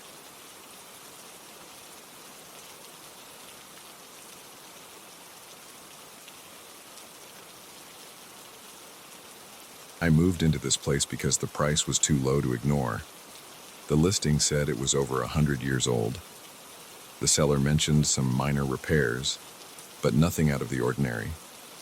The neighborhood was quiet, and I liked the idea of living in a piece of history. I had no real expectations besides making it my home. After I signed the papers, I felt satisfied. I had a new place with big windows, high ceilings, and a huge attic. I thought I scored a great deal. Then the whispers started. I heard them on my first night. I was in bed, half asleep, and I heard a soft noise above me. It sounded like someone calling my name, but it was so quiet that I wasn't sure if I dreamed it. I got out of bed and walked to the hallway. I flipped on the light, but the bulb flickered. I stood there listening. The attic entrance was near the end of the hallway. The whispers seemed to come from there. They stopped as soon as I got close. I didn't feel anything weird yet, just a little uneasy about being in a dark hall. I looked at the closed attic door in the ceiling, felt a slight chill, and walked back to my bedroom. I thought maybe I was tired, or imagined it. The next day I woke up and tried to forget about it. I did some unpacking, set up a couple of shelves in the living room, and made lunch in my new kitchen. I was excited about the old-fashioned fixtures. The sink had these detailed brass handles, and there was a big pantry that smelled like old wood. Everything felt normal until late afternoon. I was on the couch, scrolling through my phone, when I heard the whispers again. It was the same soft calling of my name. It echoed for maybe 2 seconds, then died. It felt like a breeze passed through the room, but there were no windows open. I stood up, walked around, checked the doors. Nothing. The sound had no clear origin, but it seemed to come from upstairs. I decided to explore the attic. I grabbed a flashlight and climbed up. The attic hatch was a bit stiff. It took more effort than I expected. The stairs creaked loudly under my weight. When I reached the top, I felt a sudden drop in temperature. It wasn't freezing, just a sharp difference from downstairs. The air smelled stale. There were old boxes, a few broken chairs, some scattered tools, and a large trunk against the far wall. A single hanging bulb lit the space, but the corners stayed dark. I stood there, scanning the room. My breath felt tight. My arms tensed up, and I could feel goosebumps forming along the back of my neck. I thought I heard something again, like a faint breath. I aimed the flashlight at the corner. Nothing moved. I walked over to the trunk, curious about what was inside. I tried to open it, but it was locked. I shook it a little and heard a dull thud from within, like something shifting. My heart started pounding faster, and I felt a faint sense of dread. I had no logical reason for it. I just felt unsettled. Then I heard the floorboards creak. I turned around fast, shining the flashlight. No one was there. I swallowed hard. I said, "Hello?" My voice sounded shaky and too loud in the attic. No response. I left, half convinced I was just spooking myself. That night, the whispers got louder. I was brushing my teeth and I heard my name again, this time more distinct. "Daniel," it whispered. My pulse jumped. I spat out the toothpaste and turned off the faucet. The house was silent for a moment. I opened the bathroom door and looked down the dark hallway. I listened carefully. Then I heard it again. "Daniel." It stretched the syllables. My spine felt cold, and my hands started shaking. I ran to my bedroom, slammed the door, and turned on the lamp. I sat on the bed, heart pounding, trying to calm down. I told myself it was the house settling, or maybe a draft. But I knew what I heard. The next morning, I decided to buy a few cameras. I went to a local electronics store and got a basic security system. I placed one camera in the hallway facing the attic door. I put another in the attic itself, aimed at the trunk and the darkest corner. I set them to record continuously. I felt a bit ridiculous, like I was overreacting, but I needed to see if anyone was getting into my house or messing around. The day went by quietly. I cooked dinner, watched TV, and tried not to think about the whispers. Later that night, I sat down at my computer to check the camera feeds. I watched hours of footage. There was nothing unusual. The attic camera showed a still, dusty room.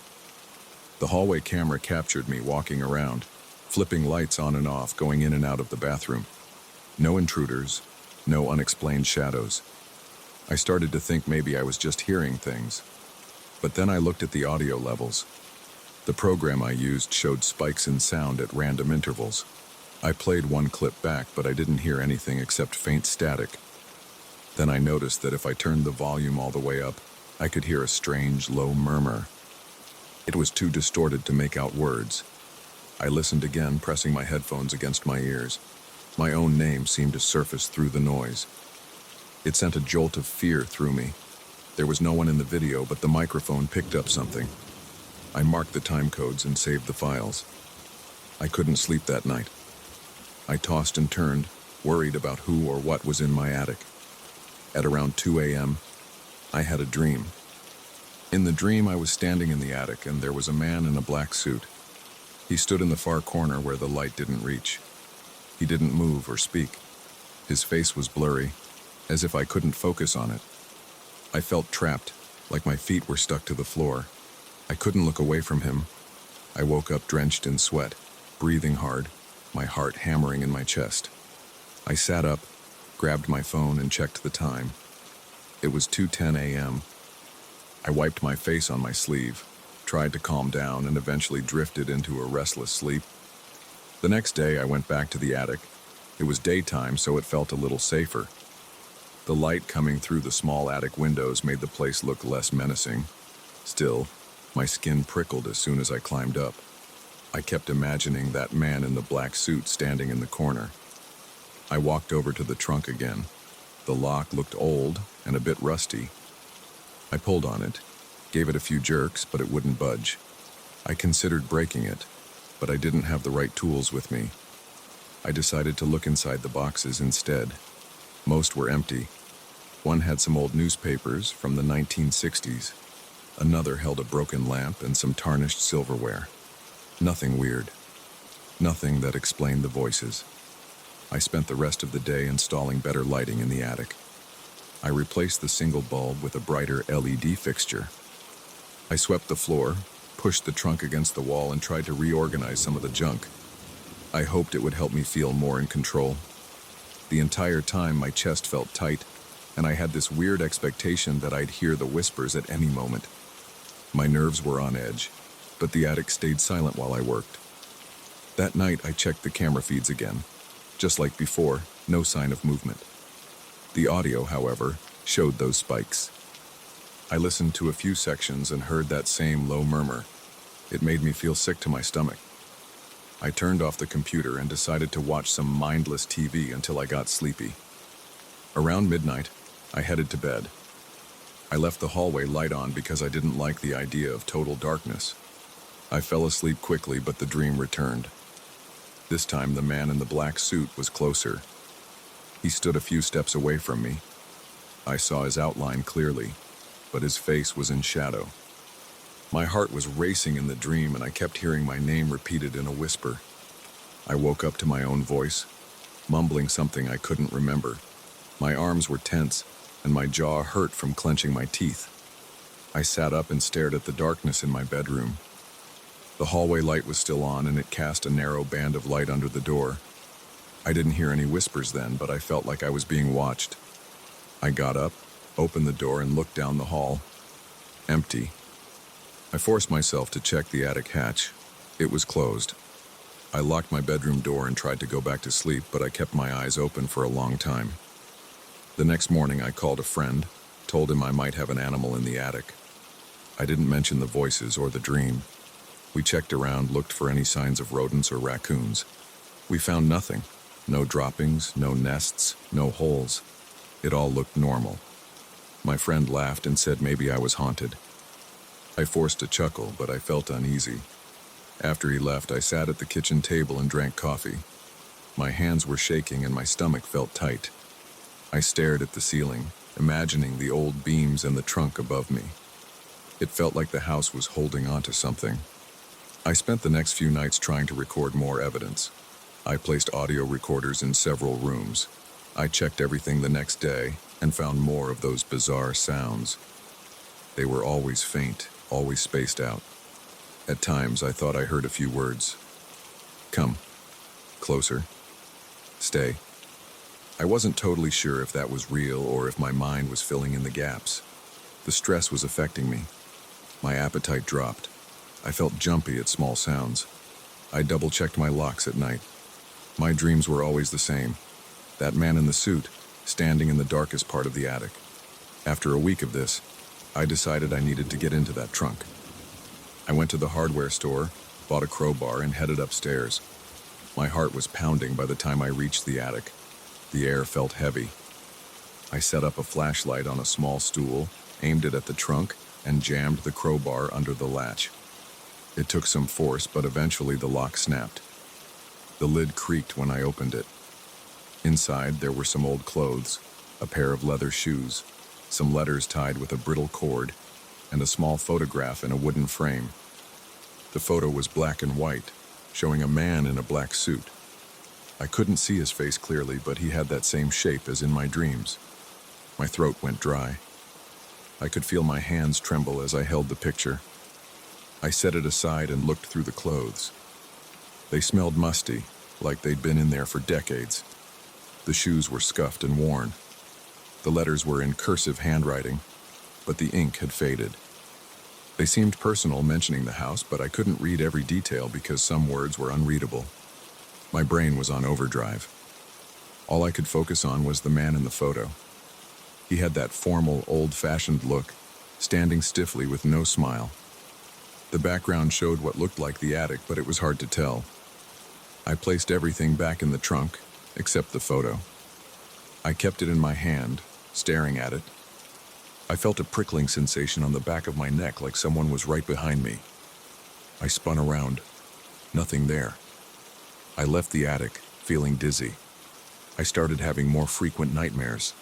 The suit man never spoke. He never moved. He just stood there, looking my way. I couldn't see his eyes or mouth, but I felt his focus. The next day, I tried to distract myself by working on some repairs around the house.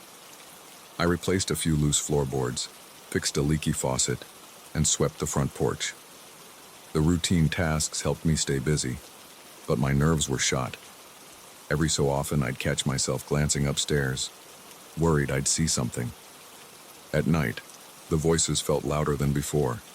The sound seemed to come through the walls. I sat in the living room, all the lights on, and listened. It was a constant hush, like a person breathing my name. I wanted to run outside and drive away, but I forced myself to stay calm. My chest felt tight, my scalp tingled, my hands were cold and damp. I pushed back against the fear, telling myself it was just a house, an old place with creaky wood and weird acoustics. But deep down I knew there was more to it. I started talking to the empty space, asking it what it wanted. I didn't get an answer, just that whisper repeating my name. I tried to ignore it and watch TV, but my concentration was ruined. I turned the volume up, but the whispered words just slid under the noise. I slammed my hands on the coffee table and shouted, "Stop!" The voices faded for a second, then came back. I felt helpless. I decided to check the camera feeds one more time. I scanned every second of footage from the attic cam. There was nothing visible, just the faint flickers of dust in the air. The audio was a mess of static. But then I noticed a single frame where the static changed shape. It looked like a shadow. I advanced it frame by frame, and I saw a silhouette in the corner. It matched the shape of the man in my dreams. The figure lasted only a moment. My hand shook on the mouse, and I felt a sting of panic in my chest. The next frame, he was gone. I replayed it 5 times, double-checking. Same fleeting shadow. I saved the file and turned off the computer. I felt shaky all over. My legs were weak and I needed to sit. I sank into the chair, staring at the blank monitor. I kept seeing that silhouette in my head. It was the same presence I felt every time I heard my name. He was there, just out of sight, calling me to the attic. My phone buzzed and I almost jumped out of my skin. It was a friend asking how I was settling in. I lied and said everything was fine. I didn't want anyone to think I was losing it. That night, I barely slept. Every time I closed my eyes, I saw that black suit. The house felt like it was alive with tension. The walls creaked more than usual. The wind outside seemed to rattle the windows. I got out of bed around 3 a.m. and walked down the hallway. I stood under the attic hatch, staring up at it. My heart pounded. I reached up and touched the latch, but I couldn't bring myself to open it. The cold air around the hatch made my arm hairs stand on end. I whispered, "What do you want?" No answer, just silence. My throat felt dry. My mouth tasted stale. I kept my hand there for a moment, then I backed away and returned to my room. I'm still in this house. I think about leaving, but I already bought the place. I can't just abandon it. I'm trying to figure out what's happening here. I keep the cameras rolling and I listen to the recordings every day. Sometimes I think I hear new words in those whispers. Sometimes they sound angry, other times sad. The man in the black suit still visits my dreams. He's always in that corner, half shrouded, calling me. My stomach ties in knots every time I step into the attic, and the tension in my shoulders won't let up. I don't know why this thing chose me, or why it stays hidden, but I'm determined to find out. This house has secrets, and they revolve around that trunk, that photograph, and the whispers that echo through the halls. I live with this anxiety day and night. I feel it in the way my pulse races when a door creaks. I feel it in my stiff muscles and my quickened breathing whenever I climb those attic stairs. Something is here, something that wants me to know it exists. And now I can't leave this behind. I have to face it. This is my house now, and I have to find a way to make sense of whatever's lurking in the dark.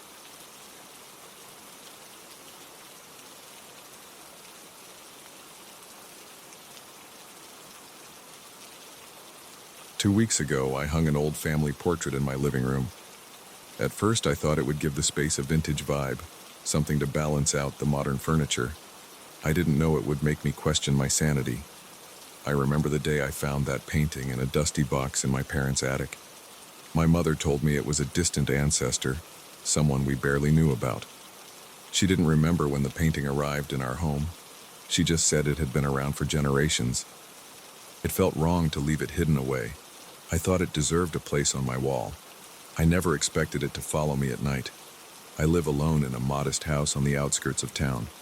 I have a small living room connected to the kitchen, and the painting is the first thing you see when you walk in. It shows a man with strong features wearing clothes from some century-long past. His eyes are dark, but there's a trace of intensity there, like he wants to make a statement. The frame is made of thick wood with detailed carvings. It feels heavy. I only managed to hang it because I used a sturdy hook. After I put it up, I stood back and admired it.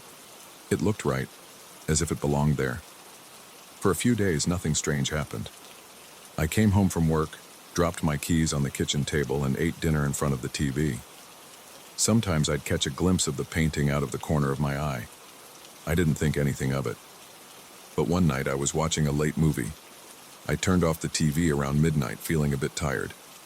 As I passed by the painting, I had a sudden urge to pause. I glanced at the man's eyes. It felt like they locked onto me. My skin prickled. I stared for a few seconds, but I told myself it was just my imagination. The next night, I noticed the same thing. The eyes seemed to shift. When I walked from the living room to the kitchen, I got the sense that those eyes were tracking me. I looked over my shoulder.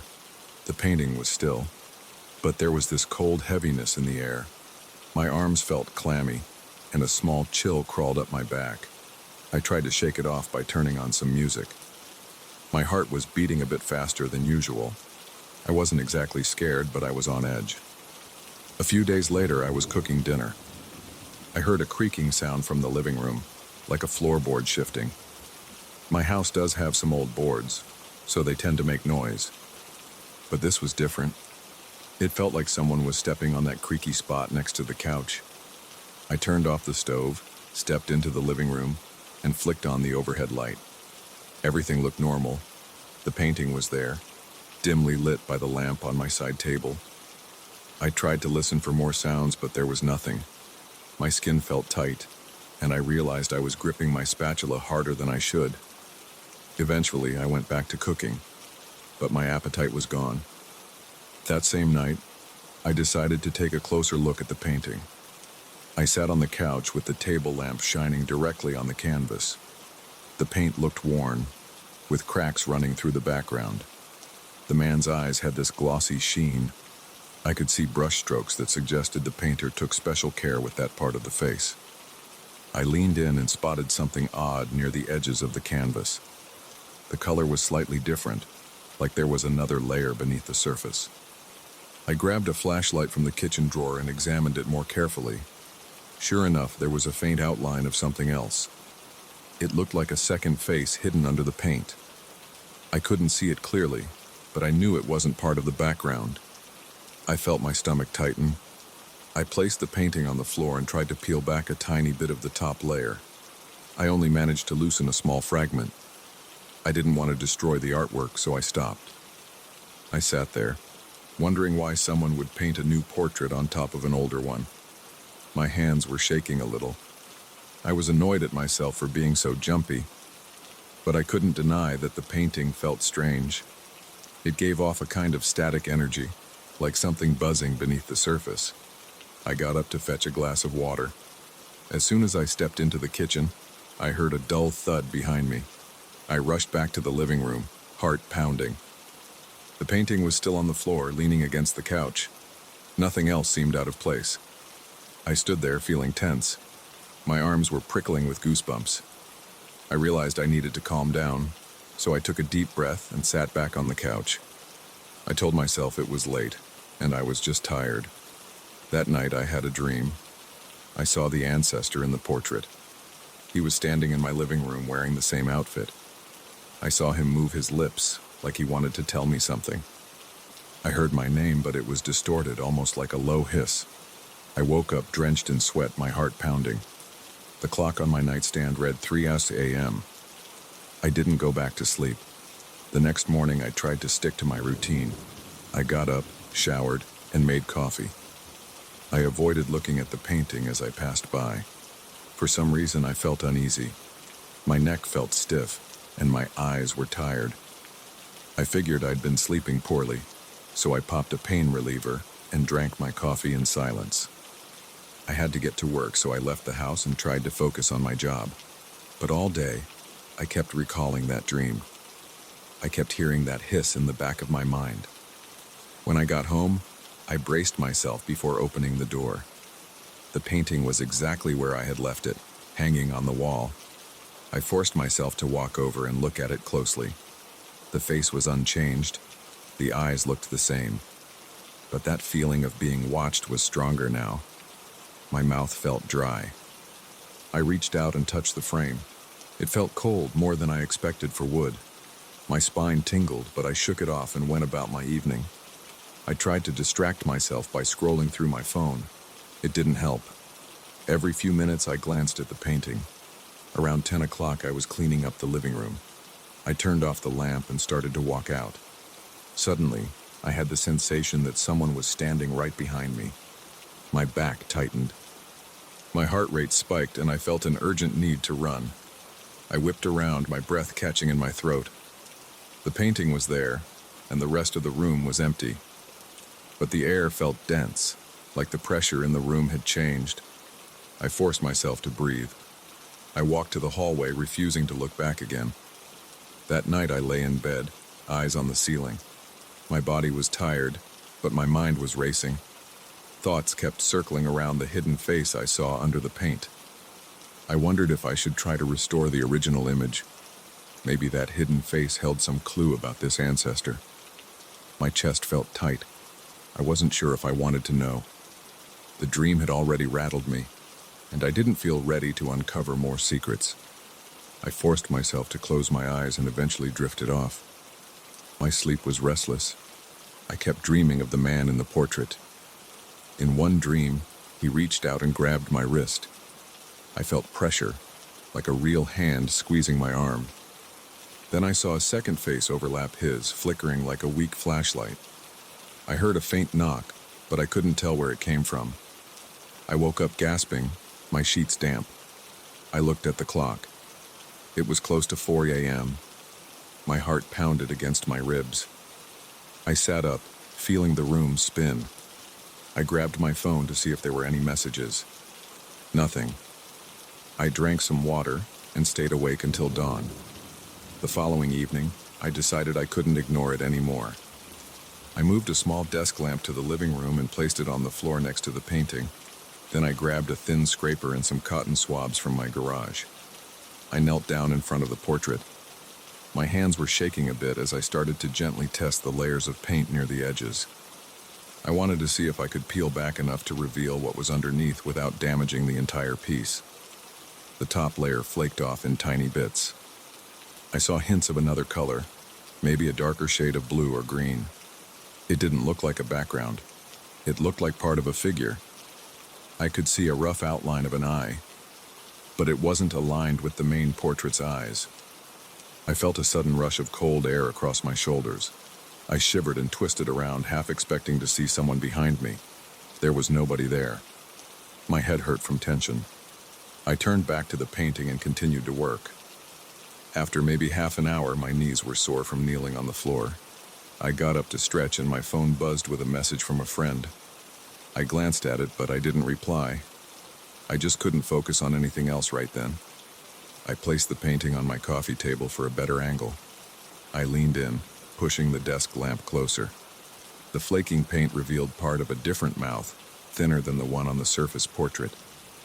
I thought I saw the shape of a nose beneath the top layer.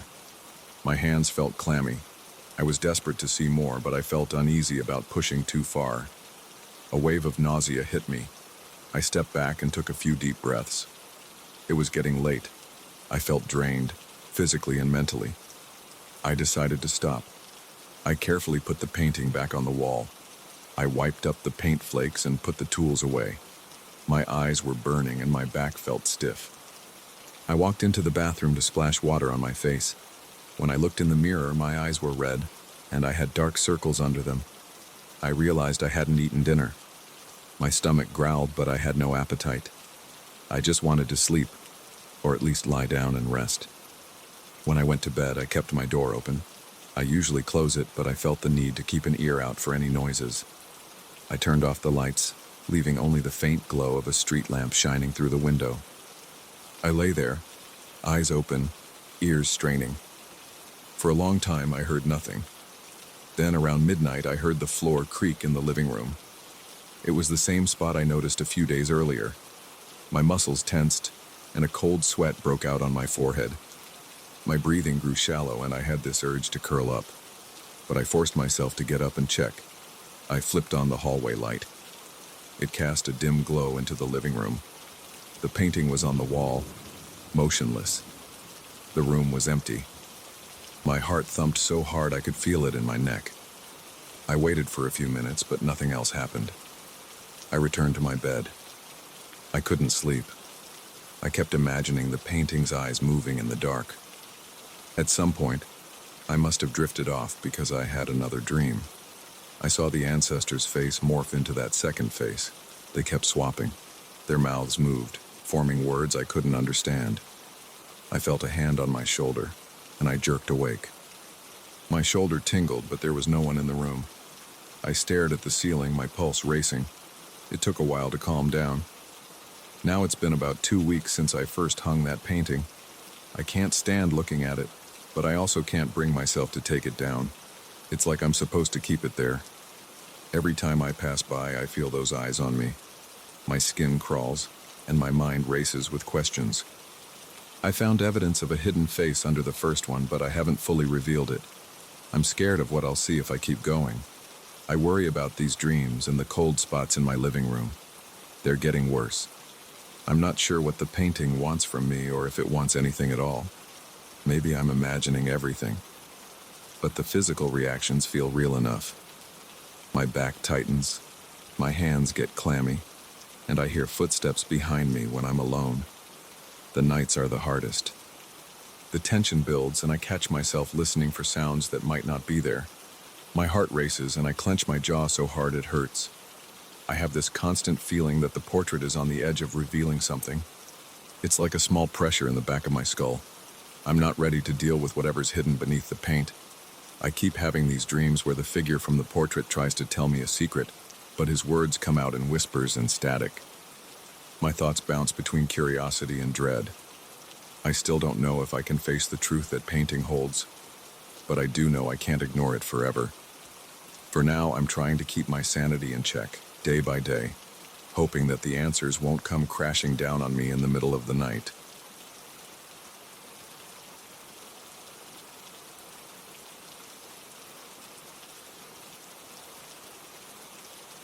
I almost walked out of the theater that night without thinking twice.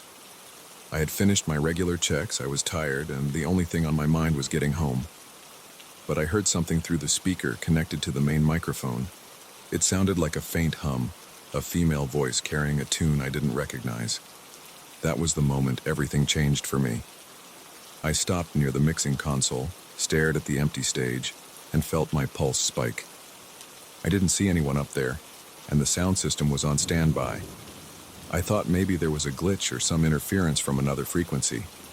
It didn't make sense, but I figured I could test the lines one more time before leaving. I stayed until almost midnight, checking every cable and every input. I found nothing wrong. That hum stayed in my mind. The next day, I came back in the afternoon for routine tests before the evening performance. I was the first one in, which was normal. I prefer working alone to avoid questions or interruptions. I turned on the power amps, tested the microphones, and everything was silent. No static, no voices. The show went fine that evening. After the final act, I lingered on stage, picking up stray cables and rolling them properly. I locked the back door, turned off the main stage lights, and went down to the booth again to make sure everything was off. That's when I heard it for the second time. The same voice, only now it was singing a series of notes in a different pattern. I felt a tingling on the back of my neck, like my skin had tightened. I swallowed hard and tried to stay calm. I switched on the stage lights from the booth and looked out at the curtains. No one was there. The seats were all empty, the aisles were empty, the stage was empty. But the sound was definitely coming through the monitors. The hair on my arms stood up. My chest felt tight. I turned off each channel one by one, but the sound continued until I muted the entire board. Then it stopped. I told 2 of my co-workers about it the next morning. They looked at me like I was talking nonsense. They said I was probably tired and hearing things. I didn't argue, but inside I knew I was fully alert. I'm used to long nights. My job demands that I pay attention to every tone, every hum, every hiss from the speakers. It's my profession. I don't make things up. When we had a break that afternoon, I decided to run a full diagnostic on the sound system. I spent hours on it. I checked the microphone cables, the wireless packs, the frequencies, every piece of equipment. I couldn't find a single fault. Still, I hoped the voice wouldn't come back. But part of me wanted some closure. I wanted to confirm it was a technical error, but a more honest part of me wanted to hear it again. I was starting to feel curious, maybe even obsessed.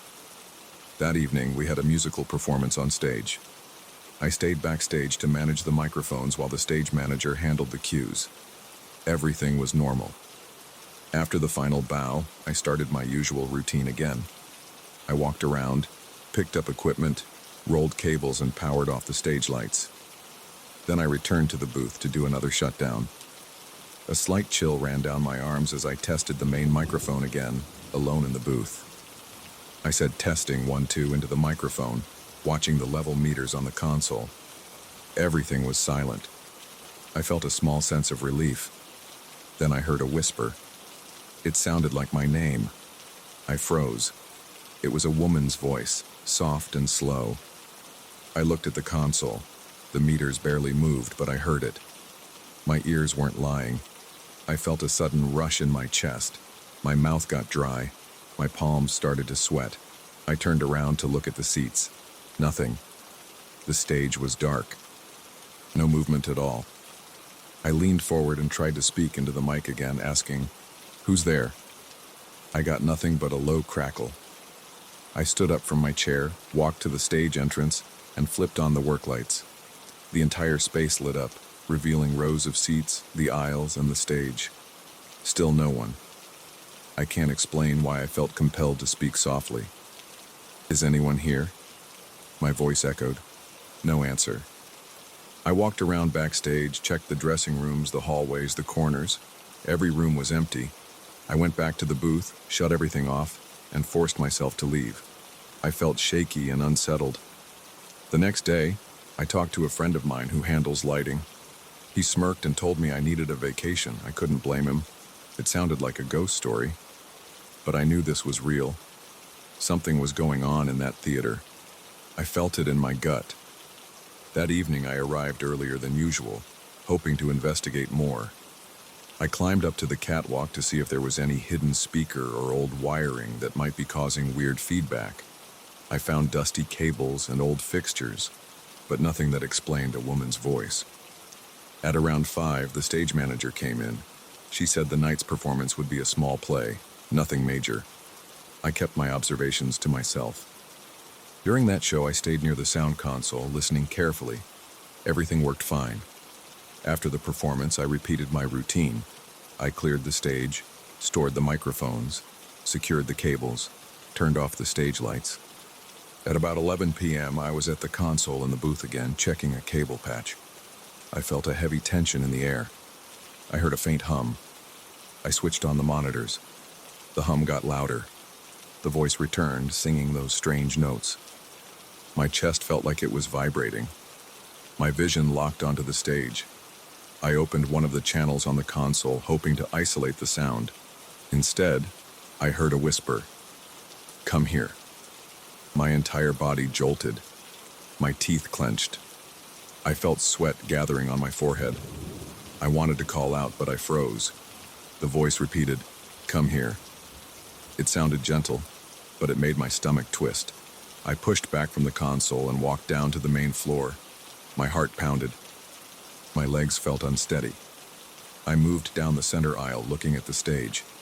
My mind raced with questions. Why did I feel drawn to it? Why did I think I had to follow it? The voice said my name again, so quiet I almost didn't catch it. I stepped onto the stage. The floor creaked. It was dark except for the ghost light we keep in the back. I looked at the old curtains, the ropes, the backdrop. Everything seemed normal, but I sensed movement somewhere. I moved behind the curtain, past stored props and an old piano that hasn't been used in years. The voice went silent. I stood there for a minute waiting, my ears straining to catch any sound. I could only hear the hum of the building's HVAC system. My pulse hammered in my ears. Then I heard a soft laugh from off to the left side. I spun around, nearly tripping over a coiled extension cord. I aimed my flashlight in that direction. A door led down into the basement storage area. I rarely go down there because it's cluttered and musty. The voice seemed to come from somewhere near that door.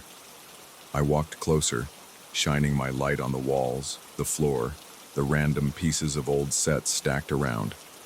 I tested the handle on the door. It was unlocked. I opened it and peeked inside. Dust floated in the light beam. It smelled damp and stale. I stepped inside, checking the steps to avoid falling. My foot made a scraping sound on the concrete. The door closed behind me. The sound made me jump and I let out a quick breath. My hands trembled. I called out, "Hello?" and my voice echoed against the stone walls. No answer. I stood on the last step, scanning the basement for movement. Rows of shelves with old props and spare lighting equipment lined the walls. A few empty chairs sat in one corner. The air felt heavier down there. I switched on a light bulb that hung overhead. The space lit up, revealing dust and cobwebs.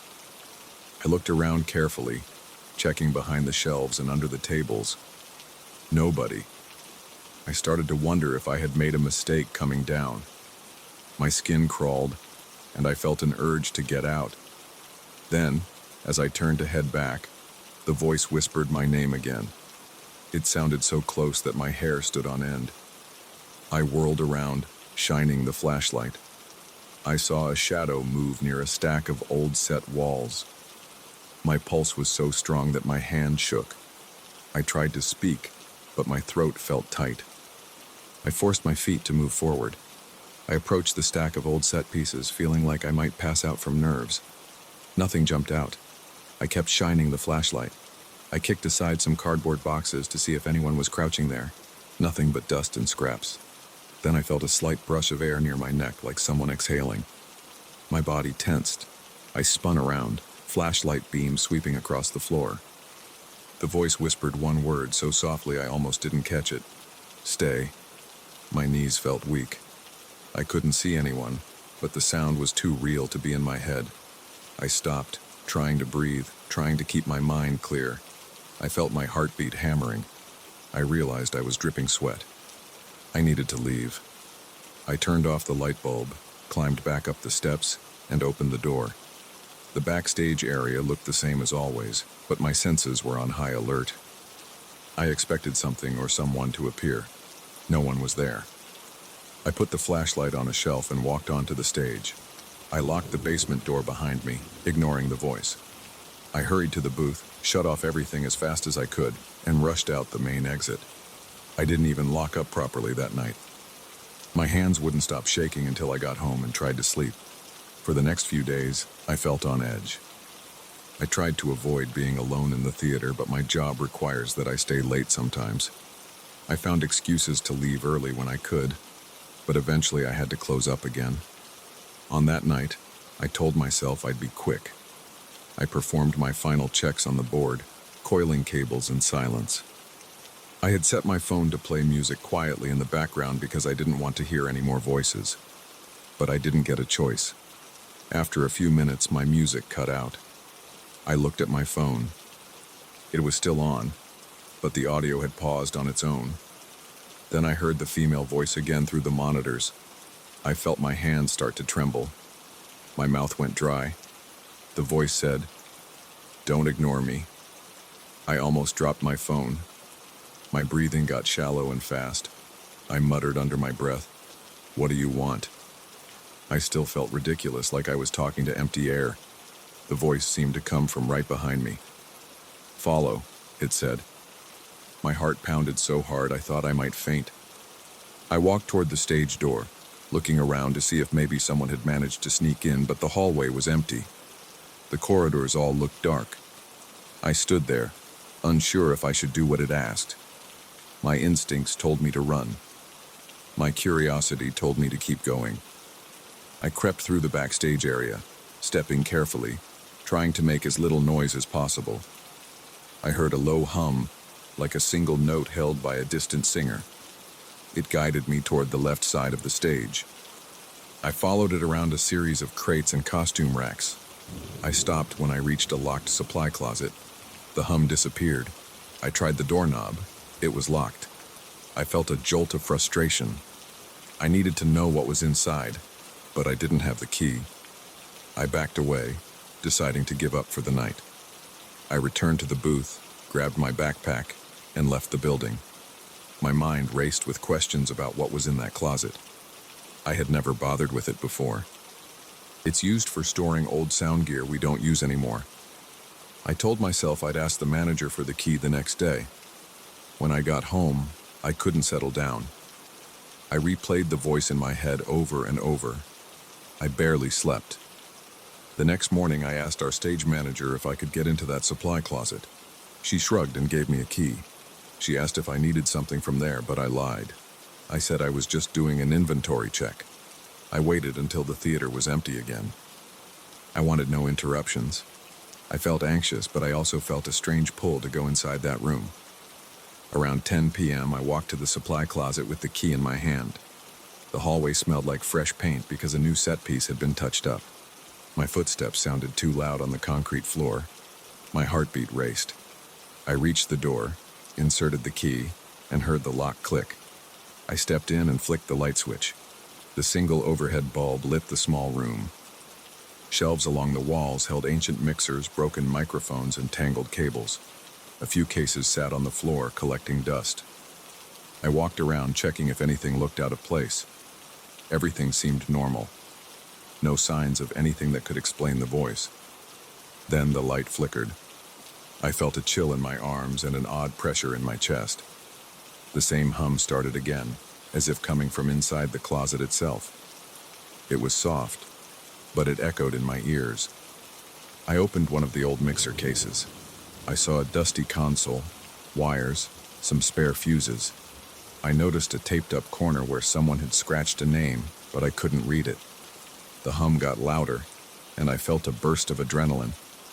I turned to look at the door, but it was still open. The corridor was empty. I spoke quietly. "I'm here. What do you want me to see?" The hum went silent. For several seconds, I heard only my breathing. Then I heard a soft sigh, right behind me. I spun around, shining my small flashlight. Nothing. My lungs burned from shallow breaths. I felt sweat rolling down my back. I leaned against the shelf, trying to calm my heartbeat. Then, without warning, the overhead light went out completely. I was left with only my flashlight. I heard a hushed whisper. I couldn't make out the words, but I felt them in my ear, warm and intimate. My entire body tensed. I scrambled for the door. I wanted out. I pointed my flashlight at the doorway and moved as fast as I could. Right before I stepped over the threshold, I heard my name again. The voice was so clear, it felt like a person standing an inch away. I stopped, but I couldn't turn around. My stomach churned and my knees felt weak. I walked out and shut the door behind me, locking it with shaking hands. I hurried to the exit, not caring if I left some lights on in the hallway. I just needed air. When I got outside, I took deep breaths, leaning against the brick wall. My body was covered in sweat and my head ached from the tension. I thought about what had just happened. This presence or voice wanted me in that closet. But why? I had no clue. It seemed to want me to keep searching. Or maybe it wanted me trapped inside its world of strange sounds. I felt like the theater itself was alive, but I refused to go back that night. I decided to stop telling my coworkers. They wouldn't believe me anyway. Over the following nights, I heard the voice again and again, sometimes just a faint melody, sometimes calling my name. I felt drawn to it, yet terrified to go deeper. I forced myself to finish my job tasks as quickly as possible and leave. My body stayed tense whenever I was alone in the building. Each time the voice reached out, I felt that twisting in my gut, that dryness in my mouth, the rush of blood pounding in my ears. I'm still working in that old theater. Every evening I brace myself for the moment the performances end and everyone leaves.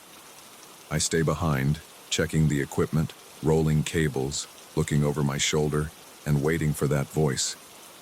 I haven't gone back to the basement. I haven't opened that supply closet again.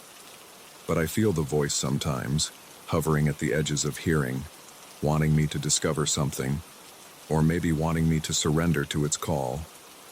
I keep telling myself I can handle it. I keep telling myself I'm just hearing faulty signals, but I know it's not a glitch. I can't prove it, but I feel it. And every night, when I'm the last person here, I feel my muscles tighten, ready for whatever that voice might do next.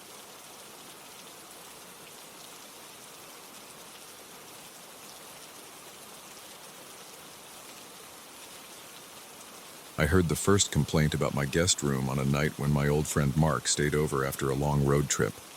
Around 3 a.m, he burst into the living room, sweaty and wide-eyed. He told me he'd been jolted awake by loud knocks on the wall, like someone striking it with a closed fist right next to his head. He said his heart pounded so hard that he couldn't catch his breath. I shrugged it off and blamed thin walls or maybe the pipes.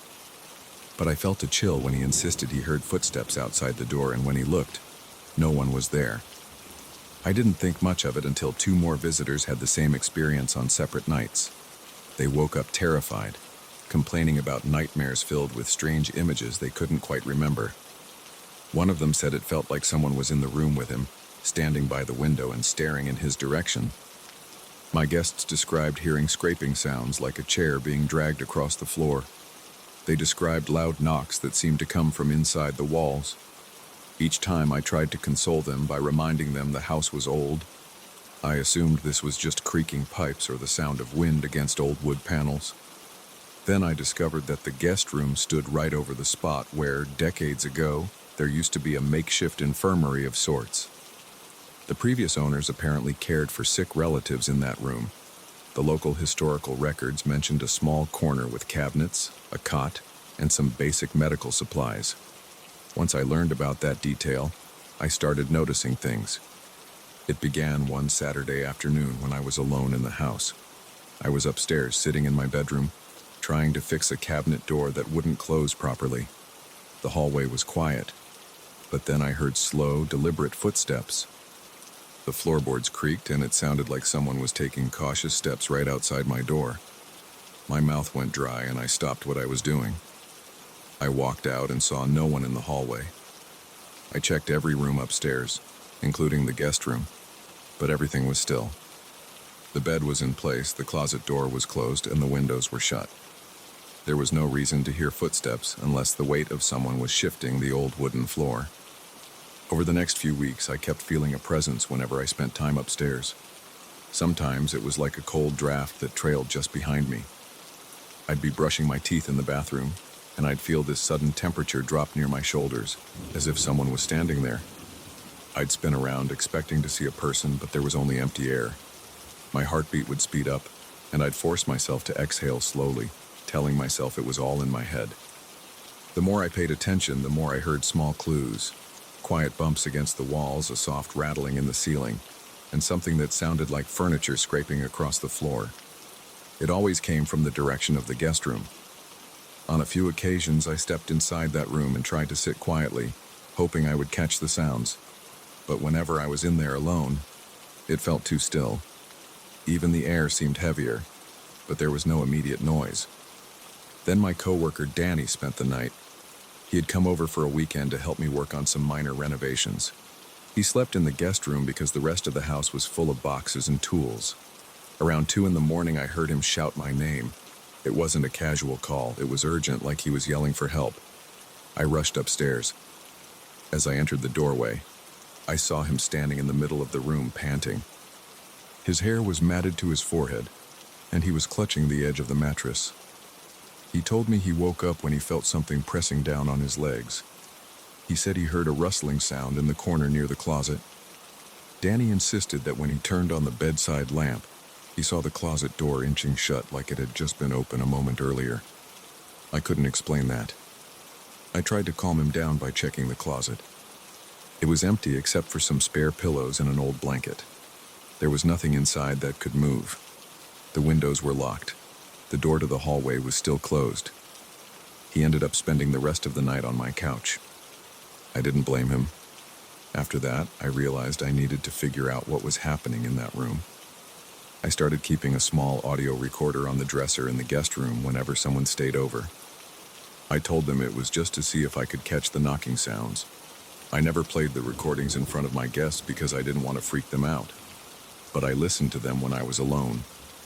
For the first few nights, I got nothing but background noise. The hum of the air conditioner, the occasional creak of the house settling, or the muffled toss and turn of whoever was sleeping. Then, on a night when my friend Jeremy stayed over, I captured something disturbing. Around 3:15 a.m., there were 3 distinct knocks on the wall, followed by the sound of what might have been a chair scraping against the floor.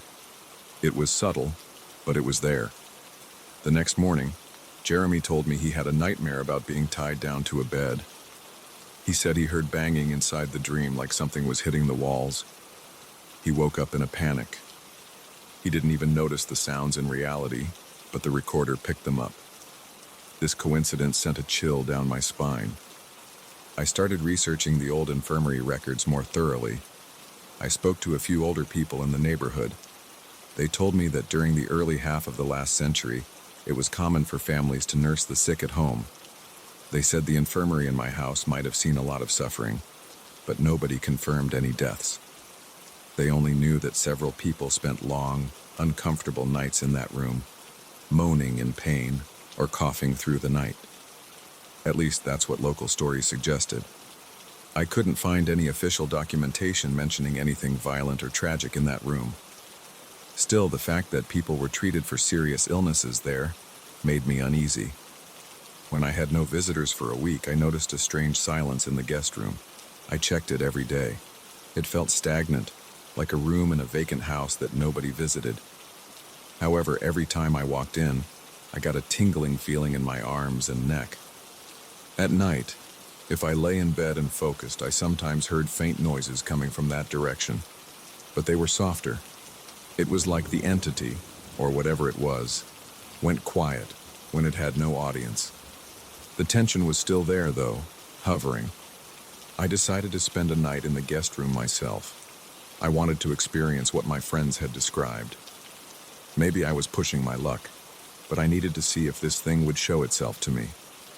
I brought a flashlight, my phone, and a small notepad. I turned off all the lights, locked up the house, and got settled in the guest bed around midnight. For the first hour, I scrolled through social media, trying to stay calm. The room was the same as always. A dresser in the corner, a small nightstand, and an old wooden chair near the window. After a while, I set my phone aside and closed my eyes. My heart thumped at a steady pace, and I tried to concentrate on any unusual sounds. For a long time, it was silent. The only noise was the soft whoosh of air coming from the vent. I started to think maybe I wouldn't experience anything at all.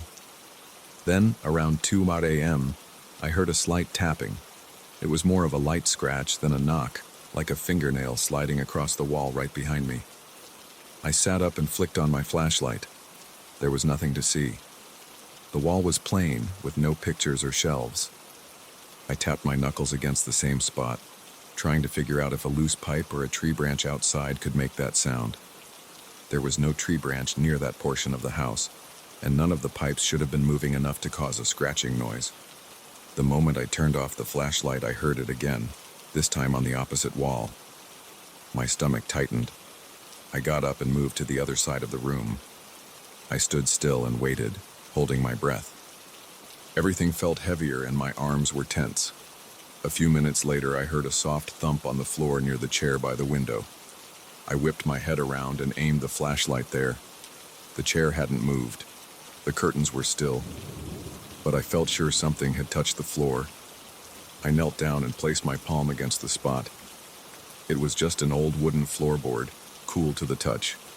No sign of anything that could have caused the noise. My heart was pounding. My breaths were shallow and fast.